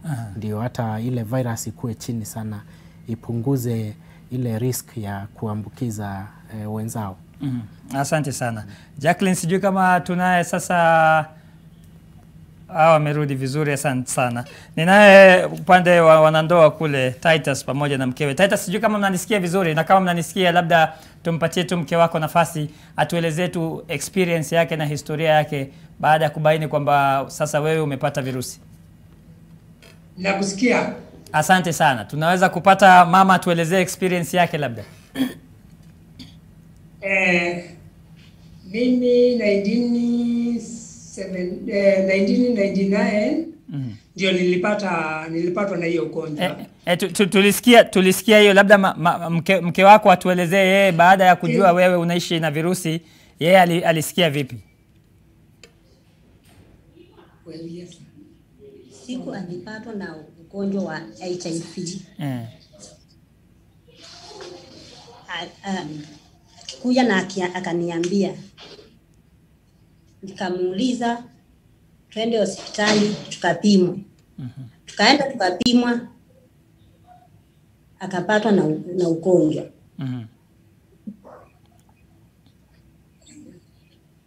Ndio, endelea. Akapatwa na ugonjwa.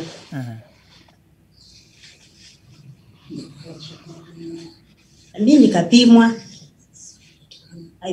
haipatikani na ugonjwa. tukarudi na tukakaa, akaniambia, nikamwambia hakuna shida. Kae na Mungu atatuonekana. Na tukakaa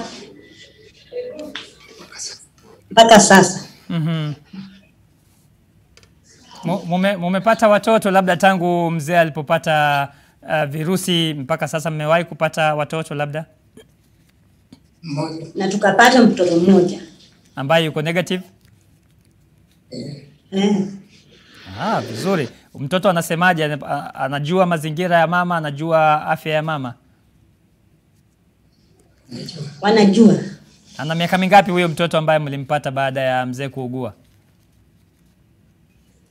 12. 12. Vizuri. Na anaelewa kwamba mama wakati mwingine anapomeza dawa ni kwa sababu hii na hii na hii, na hakuangalii samani, anapoona mzee anapomeza dawa anaelewa kwamba hiki na hiki kinafanyika.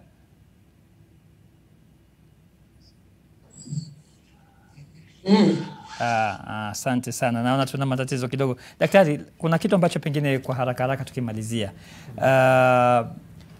Ni ndoa ya mke na mume peke yake, au tuseme ni kule kujamiana kwa mwanamume na mwanamke peke yake kunaweza kusababisha virusi au maambukizi ya virusi, au hata watu wa jinsia moja? Kwa mfano kuna maeneo ambayo kunasikia kuna tabia hizi za watu kuingiliana, watu wa jinsia moja, kunaweza kusababisha maambukizi. Hayo ni kweli. Mapenzi ya watu wa jinsia tofauti na watu wa jinsia moja inaweza kuwa njia ya kupitisha ugonjwa wa virusi vya ukimwi, na hasa wao wa jinsia moja tumeona kwa wanaume ile risk ya kupata ugonjwa ni zaidi kwa sababu ya ile biolojia ya sehemu zao. Kwa hivyo wao wako kwa hali hatari zaidi kuambukizwa kama wapenzi wao wako na virusi vya ukimwi. Na kwa hivyo kuna haja sana watu kuchukua tahadhari zaidi. Kauli ya mwisho tu pengine kwa wale ambao wanakutazama siku kama hii ya leo, ningependa kuambia nini hasa wale ambao wanaishi na virusi vya HIV? Ningependa kusema ni vizuri hivi leo tuko na madawa na kuita watu wote tuwajibike sisi wote. Ule ajui hali yake apimwe, ule ako na virusi vya ukimwi aje mahospitalini apate matibabu ndio aishi maisha mazuri na tukomeshe HIV na corona.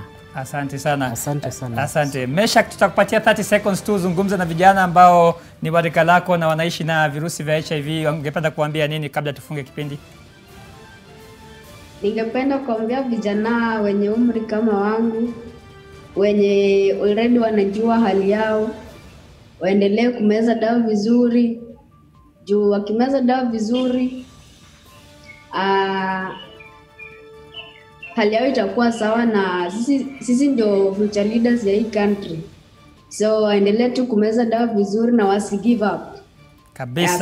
Kabisa. Maneno hayo ya kishujaa kabisa, mpenzi mtazamaji, ndio yanatuhitimishia NTV sasa anga kwa dhuhuri hii, siku ya kwanza ya mwezi huu wa Disemba, na ikiwa ni siku ya kimataifa ya kuwakumbuka wale ambao wanaishi na virusi vya HIV na kuhamasisha dunia katika kupambana na ugonjwa huo. Sisi tunawatakia kila la kheri na tunataka dunia ambayo ina salama zaidi. Tuchukue tahadhari, tujilinde na tuwalinde wale ambao tunawapenda zaidi. Mimi ni Salim Swale na kutakia dhuhuri njema. Usiondoke, NTV at 1 inakujia baada ya muda usio mrefu.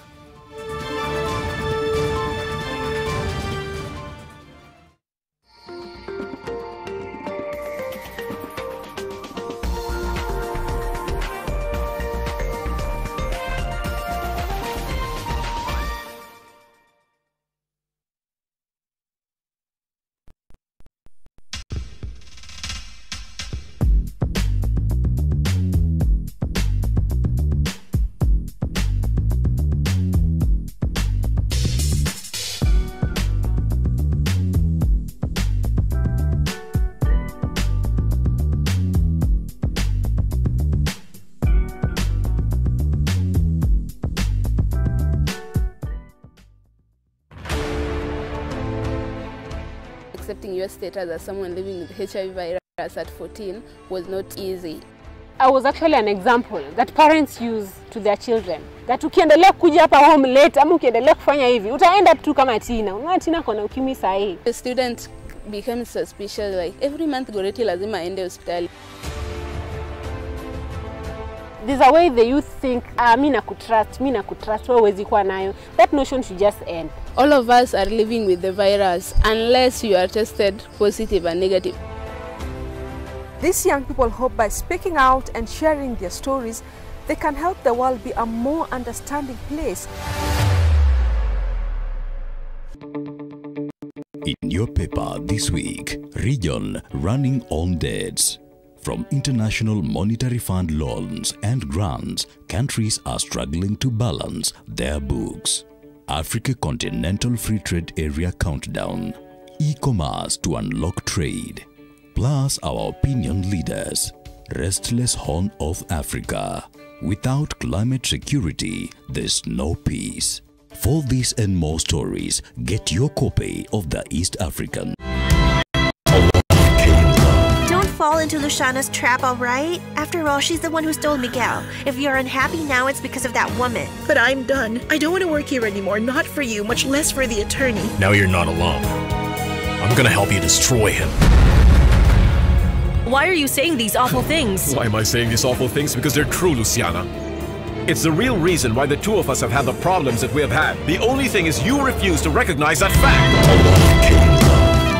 Jichanue na data statements. Kujua vile bundles inatumika on Kenya's best network.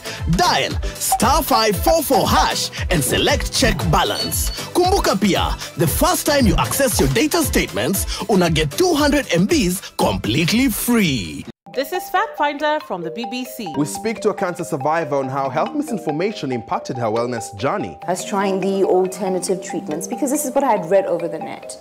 And so, okay, it's a bit gory. So there they used to do goat milk enemas. Be wary, not everything you come across on the internet about cancer is true. We look at the myths and misconceptions. And how much of a cancer risk is processed meat? We hear from health experts. What a relief! Thank you, Gold Crown. If regular milk makes you feel uncomfortable, try Gold Crown lactose-free milk. Milk that loves you.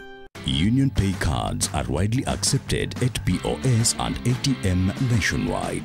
Union Pay cards can also be widely used for e-commerce payments. These and many more local and international merchants accept Union Pay. Hey Kenya!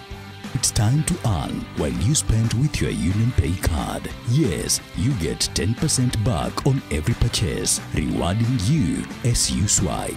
Union Pay, your way.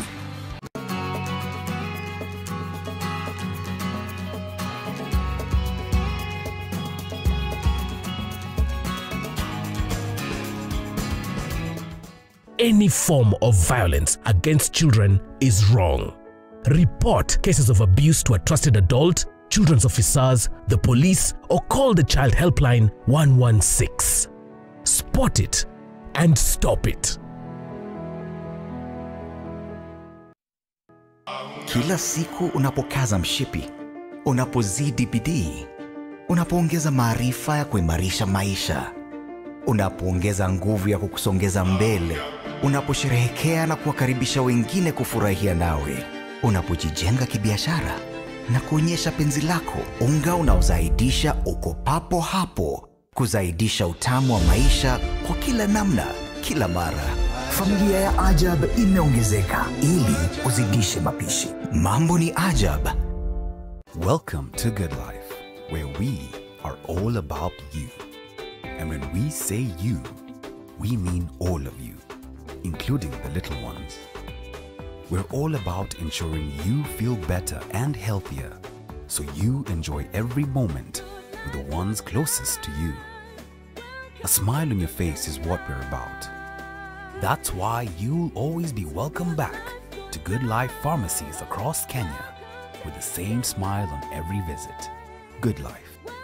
We're all about you. The larger part of the word heart is art, but the pandemic threw a disruptive brush at the galleries, the pages, and unprecedentedly drew the curtains on the stages.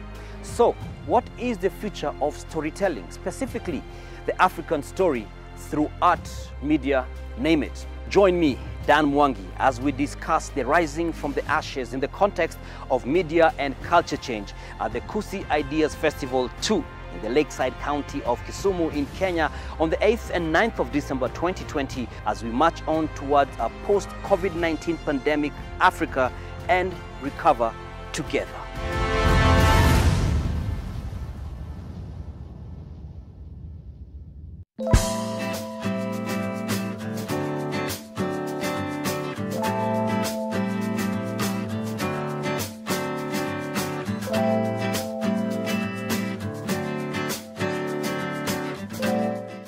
We'll take nothing for granted and always remember to taste the simple joys.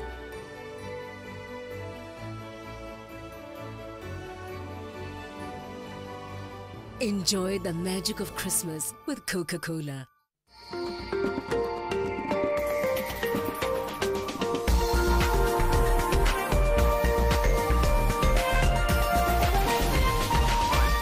This is NTV.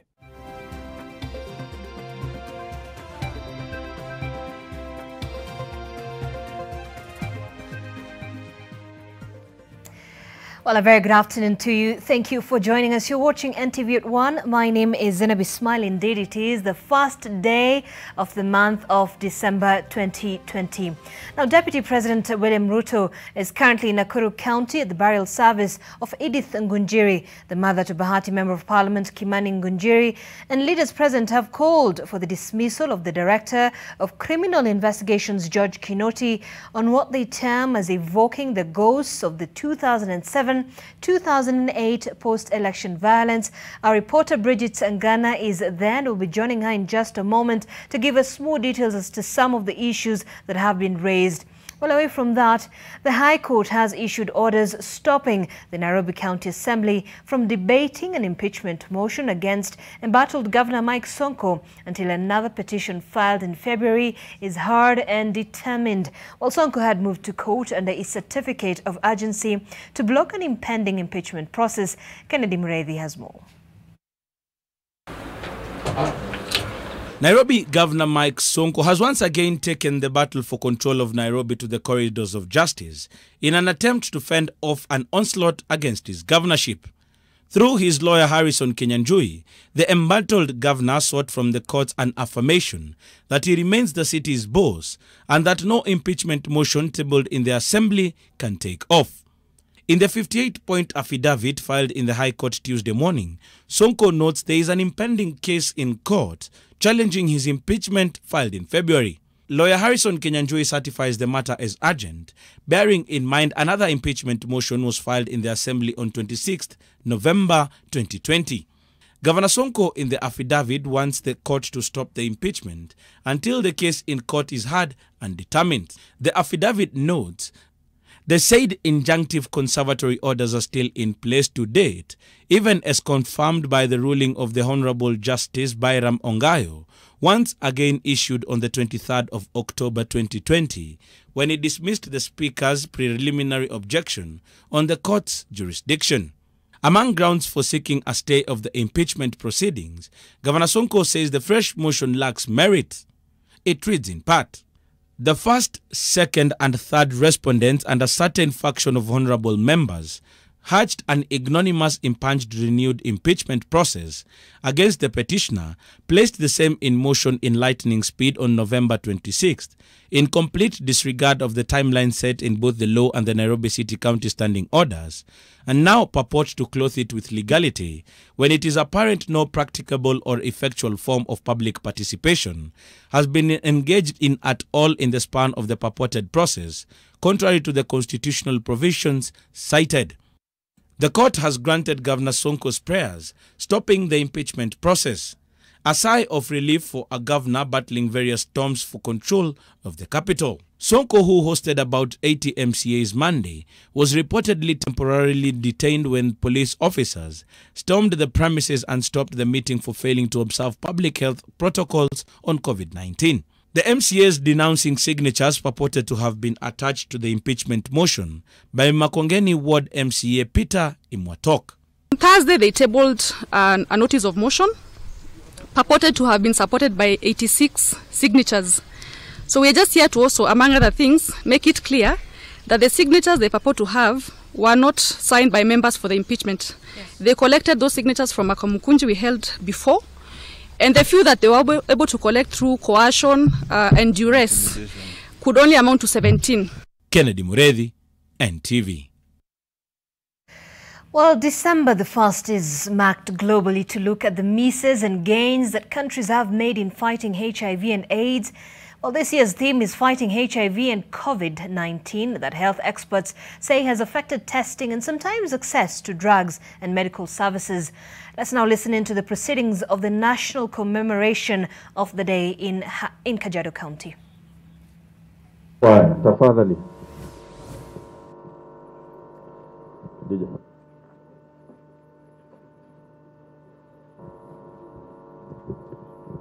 Sajiloni, msichukue muda, nafasi yenu isipotee.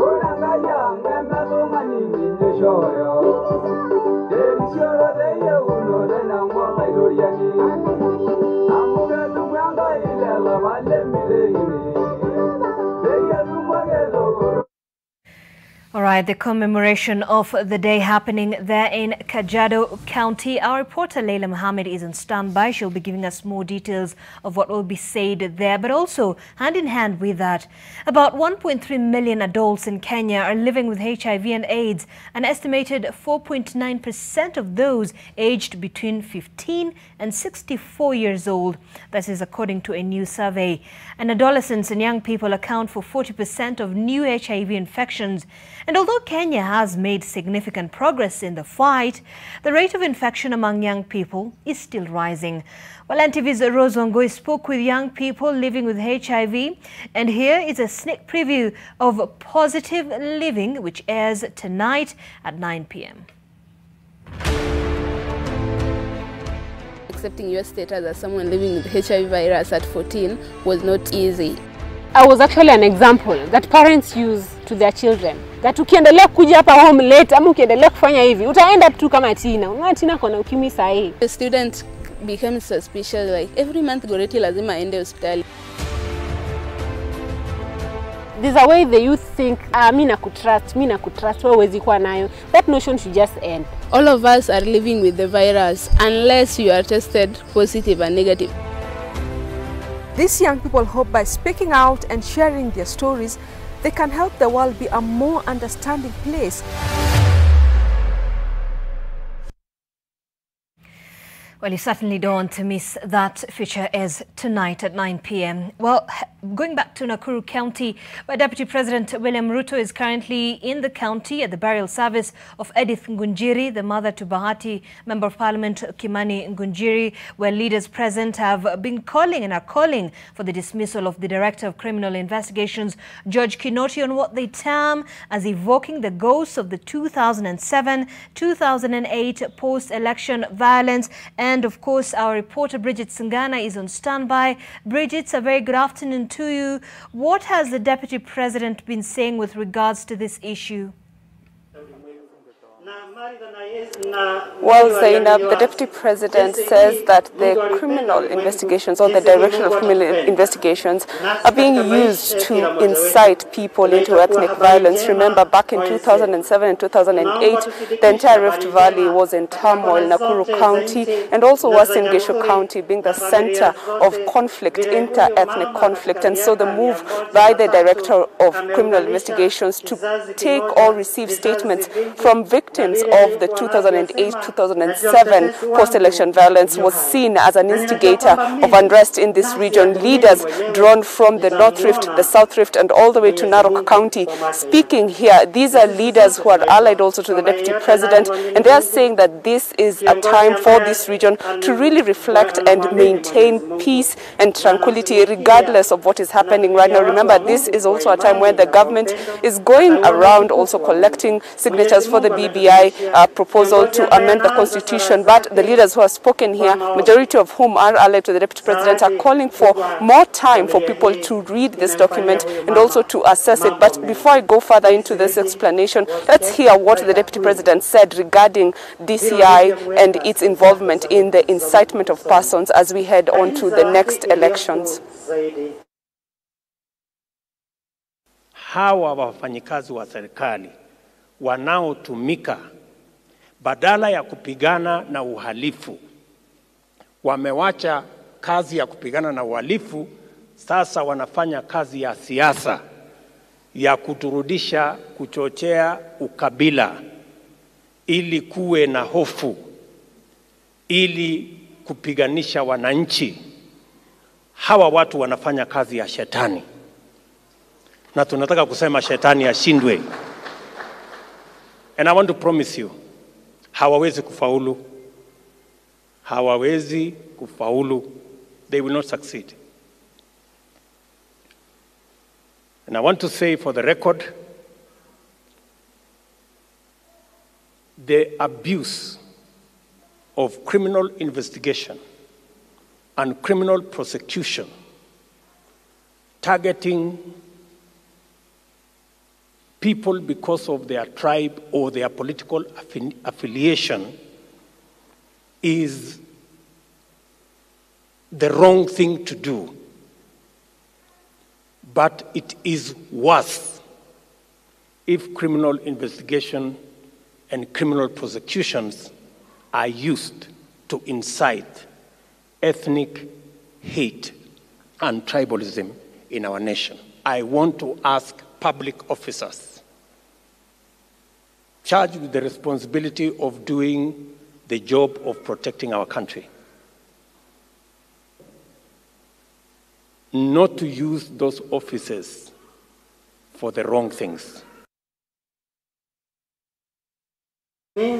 Well, the Deputy President, they are calling on public servants to stay true to their course of public service and to avoid being used as elements of incitement in the Rift Valley region. This issue of the post-election violence, the previous one in the 2007-2008 post-election violence, is very thorny and very insightful and very elicits a lot of emotion, especially among the people in this region. And we do hope that even with the message from the leaders drawn from the Rift Valley, that this will be a time for this region to show itself strong. The Deputy President also alluded to his pact with the President Uhuru Kenyatta in 2013 that happened here in Nakuru County at the Afraha Stadium when they came together to form the Jubilee Party or the Jubilee Coalition, then saying that that was a move that showed the fortitude of the Kenyan people in bringing peace and in understanding one another, that the peace of this country, that the country is enjoying even at this moment, is not something that has been brought about by the security organs or even the military or even the police. It was an initiative of the people, and the leaders have promised here to lead from the front in ensuring that this time this region will ensure that it will be peaceful during this time, even during the elections and even afterwards, that is in 2022.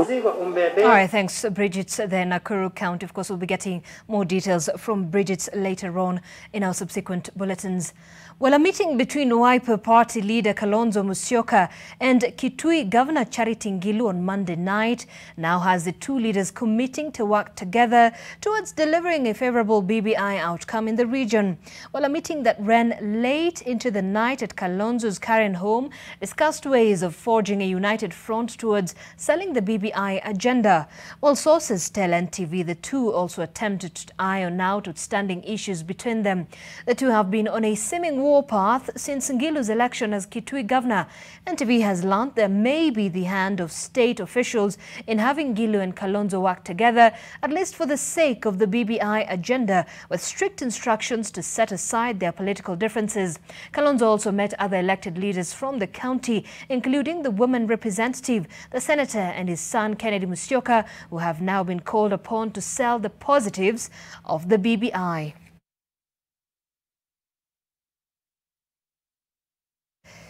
Meanwhile, Makueni Governor Kivutha Kibwana has moved to the Supreme Court to seek an advisory opinion on the proposed amendments to the Constitution. Among other issues, the governor wants to know whether a bill containing a proposed amendment should only be limited to an amendment of a single issue of the Constitution, and whether the national or county governments or state or public officers acting in their official capacity can be promoters of a popular initiative. We want the Supreme Court to really tell us whether it is possible to, or it should be acceptable, it is legal to have one constitutional amendment carrying 78 issues, matters, instead of citizens being able to vote on each issue. Because surely, when you have 78 or so issues lumped together and you ask for a single vote, people will not really know what they're voting for. We don't want to participate in illegality. If the Supreme Court tells us that the process is okay, then it means that anybody who participates in the process is not doing so illegally. But if the Supreme Court was to say that this is not right, then it is not right. And all right, let's take a quick break here on NTV at 1. We still have plenty more. Stay with us.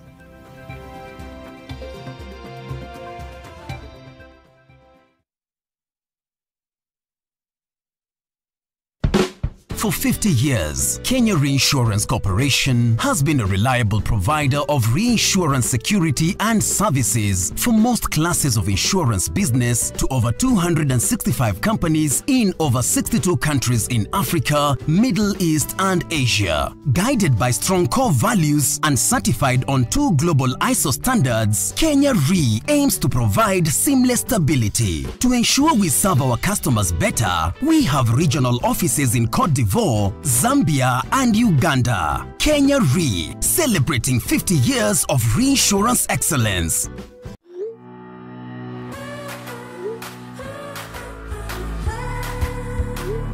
When it comes to pimple care, Acne's Creamy Wash contains multiple vitamins and removes excessive oil and dirt. Acne's Toner rejuvenates skin. Acne's Sealing Gel fights bacteria. Use Mentholatum Acne's for clear and smooth skin every day. Ruiru Mabati Factory offers best quality mabati at the most affordable prices. We pride in over 10 years experience. Our products have 15-year warranty and are KEBS certified. We manufacture box profile, Europe tile, Jenga tile, corrugated profile, among others in a wide variety of colors. Enjoy our free delivery in just 72 hours. To order, call us now on 0111 050 700. Ruiru Mabati Factory, Mali Safi, kwa bei poa. Have you heard about the antivirus treatment of the future?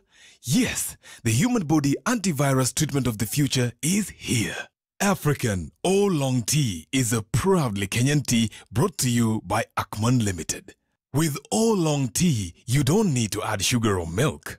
Only hot water and your favorite cup of tea is ready. You can also use it as herbal medicine. It's available in all leading supermarkets, chemists, gift shops, and Jumia online. To place an order or get in touch with us, contact us on the listed address on your screen. African Oolong Tea, proudly Kenyan tea.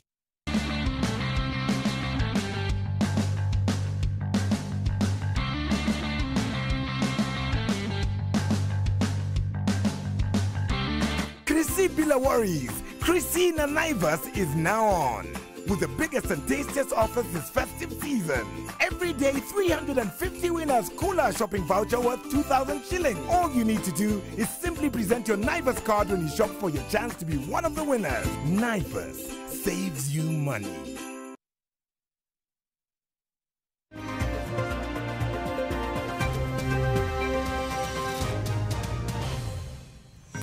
Well, thank you for staying with us. You're watching NTV at 1.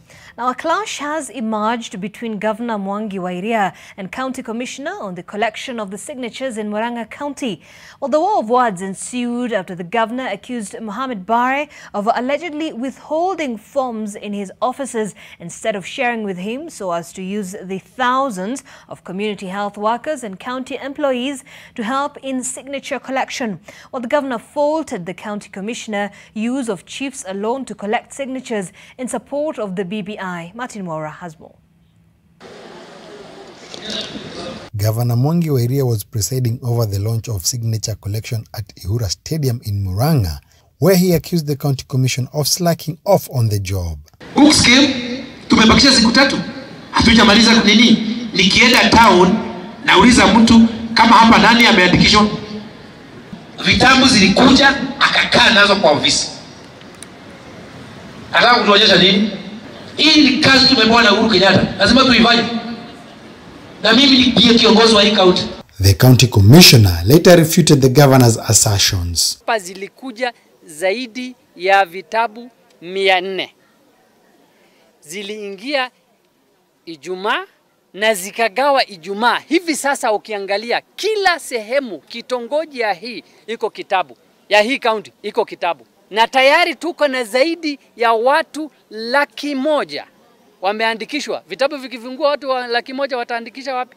Tunasema haba na haba ujaza kibaba. Kwa hivyo mimi ningetaka kusema viongozi wote tushikane pamoja. Ingawa zile signatures zilikuwa zinatafutwa, tunafaa by kesho ama kufika kesho tumalize hii shughuli. The Building Bridges initiative continues to elicit sharp divisions among leaders in the Mount Kenya region, divided in loyalty between President Uhuru Kenyatta and Deputy President William Ruto. And I would want to request, kama hii BBI ni lazima watu wakae chini. We still have a window that we can improve the document. Sana sana kuweka maneno ya Wajiko. But the moment it divides the country, we really have to worry because we don't want divisive politics anymore in this country. The leaders continue to collect signatures and sensitize the public on the Constitution Amendment Bill. Martin Mora, NTV, Murang'a County. And still on matters BBI, the BBI Secretariat is this afternoon expected to give an update on the ongoing signatures collection as Wiper leader Kalonzo Musyoka also rallies his support base to turn up for the ongoing signatures collection. And our senior political affairs reporter Kennedy Mureithi is at that event. We will be joining him soon just to give us an update of exactly what is happening. If you can remember, just yesterday, the Secretariat had mentioned that they were able to collect about 1.5 million signatures with a target of 2 million by the end of yesterday. So, of course, we'll be trying to get, of course, an understanding of how that has moved from there. Let's just listen into what is happening actually. Invited you to the signature launch the other day, and you called me and told me you are out of the country. And you are properly represented by Faramar. And of course, Mbui was there, but we felt it's important for you to visit us and to sign this document here in the Secretariat. And so today, we are very delighted to have you. I want to keep it very short. But before I invite Robert to call upon other members of Parliament to sign, yesterday we had given a brief on how we are doing. We had indicated up to yesterday evening, we had done 1.5 million signatures. hopefully by the end of today, we are very optimistic that we have done 2 million signatures, and going forward, maybe by Friday, we expect to have hit 5 million signatures. So we are very excited, and we are very grateful to the Kenyans who supported this process, and we want to assure them that we are going to ensure that this document is adopted all the way to the referendum. I know there has been some issues in the media. We have heard people claiming that the process is being done by some section of the government, the provincial administration. Your Excellency, on the day of the launch, we introduced 14 regional coordinators and who are doing the work in our counties. In fact, the lower eastern, we have Kala here, who is even here. We introduced all of them, and we give them the task of correcting the signatures in all our counties and our constituencies. We also appointed the BBI Secretariat Campaign Co-Chairperson Dennis Waweru there speaking on the collection drive, the signature collection drive of the BBI. And of course, they're saying they are optimistic that they've managed to collect about 2 million signatures so far, with an estimated 5 million by Friday. We'll be getting more details from Kennedy Mureithi, who's right there. Well, doctors across the country will proceed with a nationwide strike from the 7th of December. And this is according to the Kenya Medical Practitioners and Dentists Union, which says the government is yet to prioritize the needs of healthcare workers in the face of the COVID-19 pandemic. The medical fraternity has lost senior medical practitioners due to COVID-19, with infections among healthcare workers also on the rise. The healthcare workers continue to get infections at workplace, and nobody seems to care. I want to say that healthcare workers took an oath to serve, but not to suffer. We cannot continue to carry the burden of the government for this long, for a government who do not care. All healthcare workers are well mobilized, and the hospitals shall remain closed from 7th of December 2020. Hapa tulipofikia tumefika mwisho na ndio kikomo. Kwa hiyo kama kuna mtu anadhani labda ataturudisha kazini kwa kutumia nguvu, kwa kutumia vitisho, maisha yetu ni bora zaidi na familia zetu kuliko nchi nzima. Kwa sababu utakufa leo, utaletwa mwingine kazini ataendelea. Kwa hiyo masuala ya bima, masuala ya fidia na marupurupu na mishahara ambayo tulishakubaliana miaka 3 iliyopita lazima yatekelezwe. Well, as the country marks the 7th day of the 16 days of activism against gender-based violence, the numbers are still adding up. A 36-year-old woman in Mukuru slum in Nairobi is the latest victim of such violence, as Naoma Sampao now tells us. Jacqueline Kageni, who's a mother of 3, is the latest statistic of gender-based violence cases. Her woes began when her husband gave her 100 shillings to prepare supper, but she used it for a different purpose instead. Her actions angered her husband, who came down hard on her. Nilimpea 100 kwanza, alafu tena akaniambia pesa nikadhani ni mboga, nikampea 100 nyingine. Kumbe hiyo 100 ameenda amelipa, kuna mtu mwenye alimuuzia nguo. Alitoka saa 12 akaenda. Mimi nikatoka saa 12:30 nikaenda. Sikukunywa hata chai. Ranji nikafanya kazi, na kazi yenye nafanya ni kazi ngumu ya kupepa mizigo hii mahindi. The family's case adding to an all too familiar script. Akiwaja kama dawa hizi za wakisi, anakuja sasa ndiye anakuja kureact na hiyo manini kwa nyumba.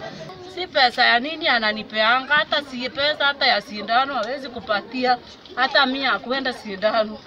Anataka tu uzae watoto hapo. Mimi na nikae tu peke yangu maisha yangu, hata kama ni kungangana na watoto wangu, kukupanga tu na watoto, hata kama ni njaa tutaa, hata kama ni nini kwa amani. Neighbors rescued Kageni and her children from the hands of the husband.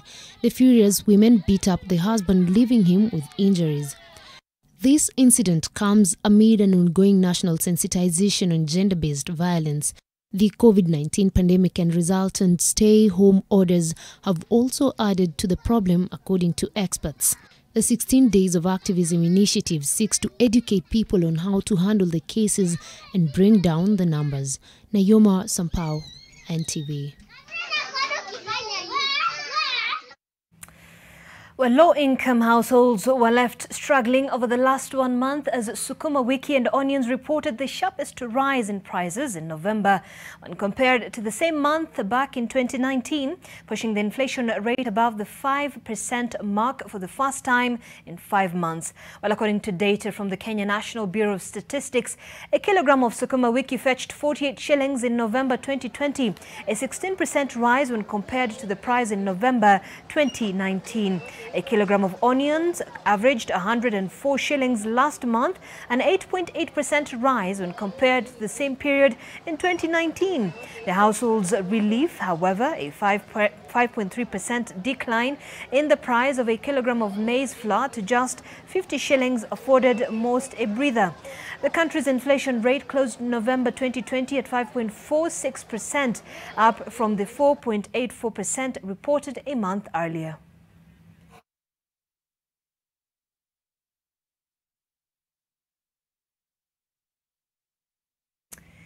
Well, in other stories making headlines regionally, the United Nations has expressed concern over the conflict in northern Ethiopia. U.S. Secretary of State Mike Pompeo has also spoken with Ethiopian Prime Minister Abiy Ahmed, urging him to end fighting that has left thousands dead in the northern Tigray region. Prime Minister Abiy Ahmed says Tigray's dissident leaders had fled west of the regional capital after weeks of fighting, but indicated that federal forces were monitoring them closely and would attack soon. The fighting has led to a major humanitarian crisis, with up to 45,000 Ethiopians having crossed the border to neighboring Sudan. The conflict has seen a dramatic escalation of tensions between Abiy and the leaders of the TPLF, which dominated Ethiopian politics for nearly 3 decades before anti-government protests swept Abiy to power back in 2018.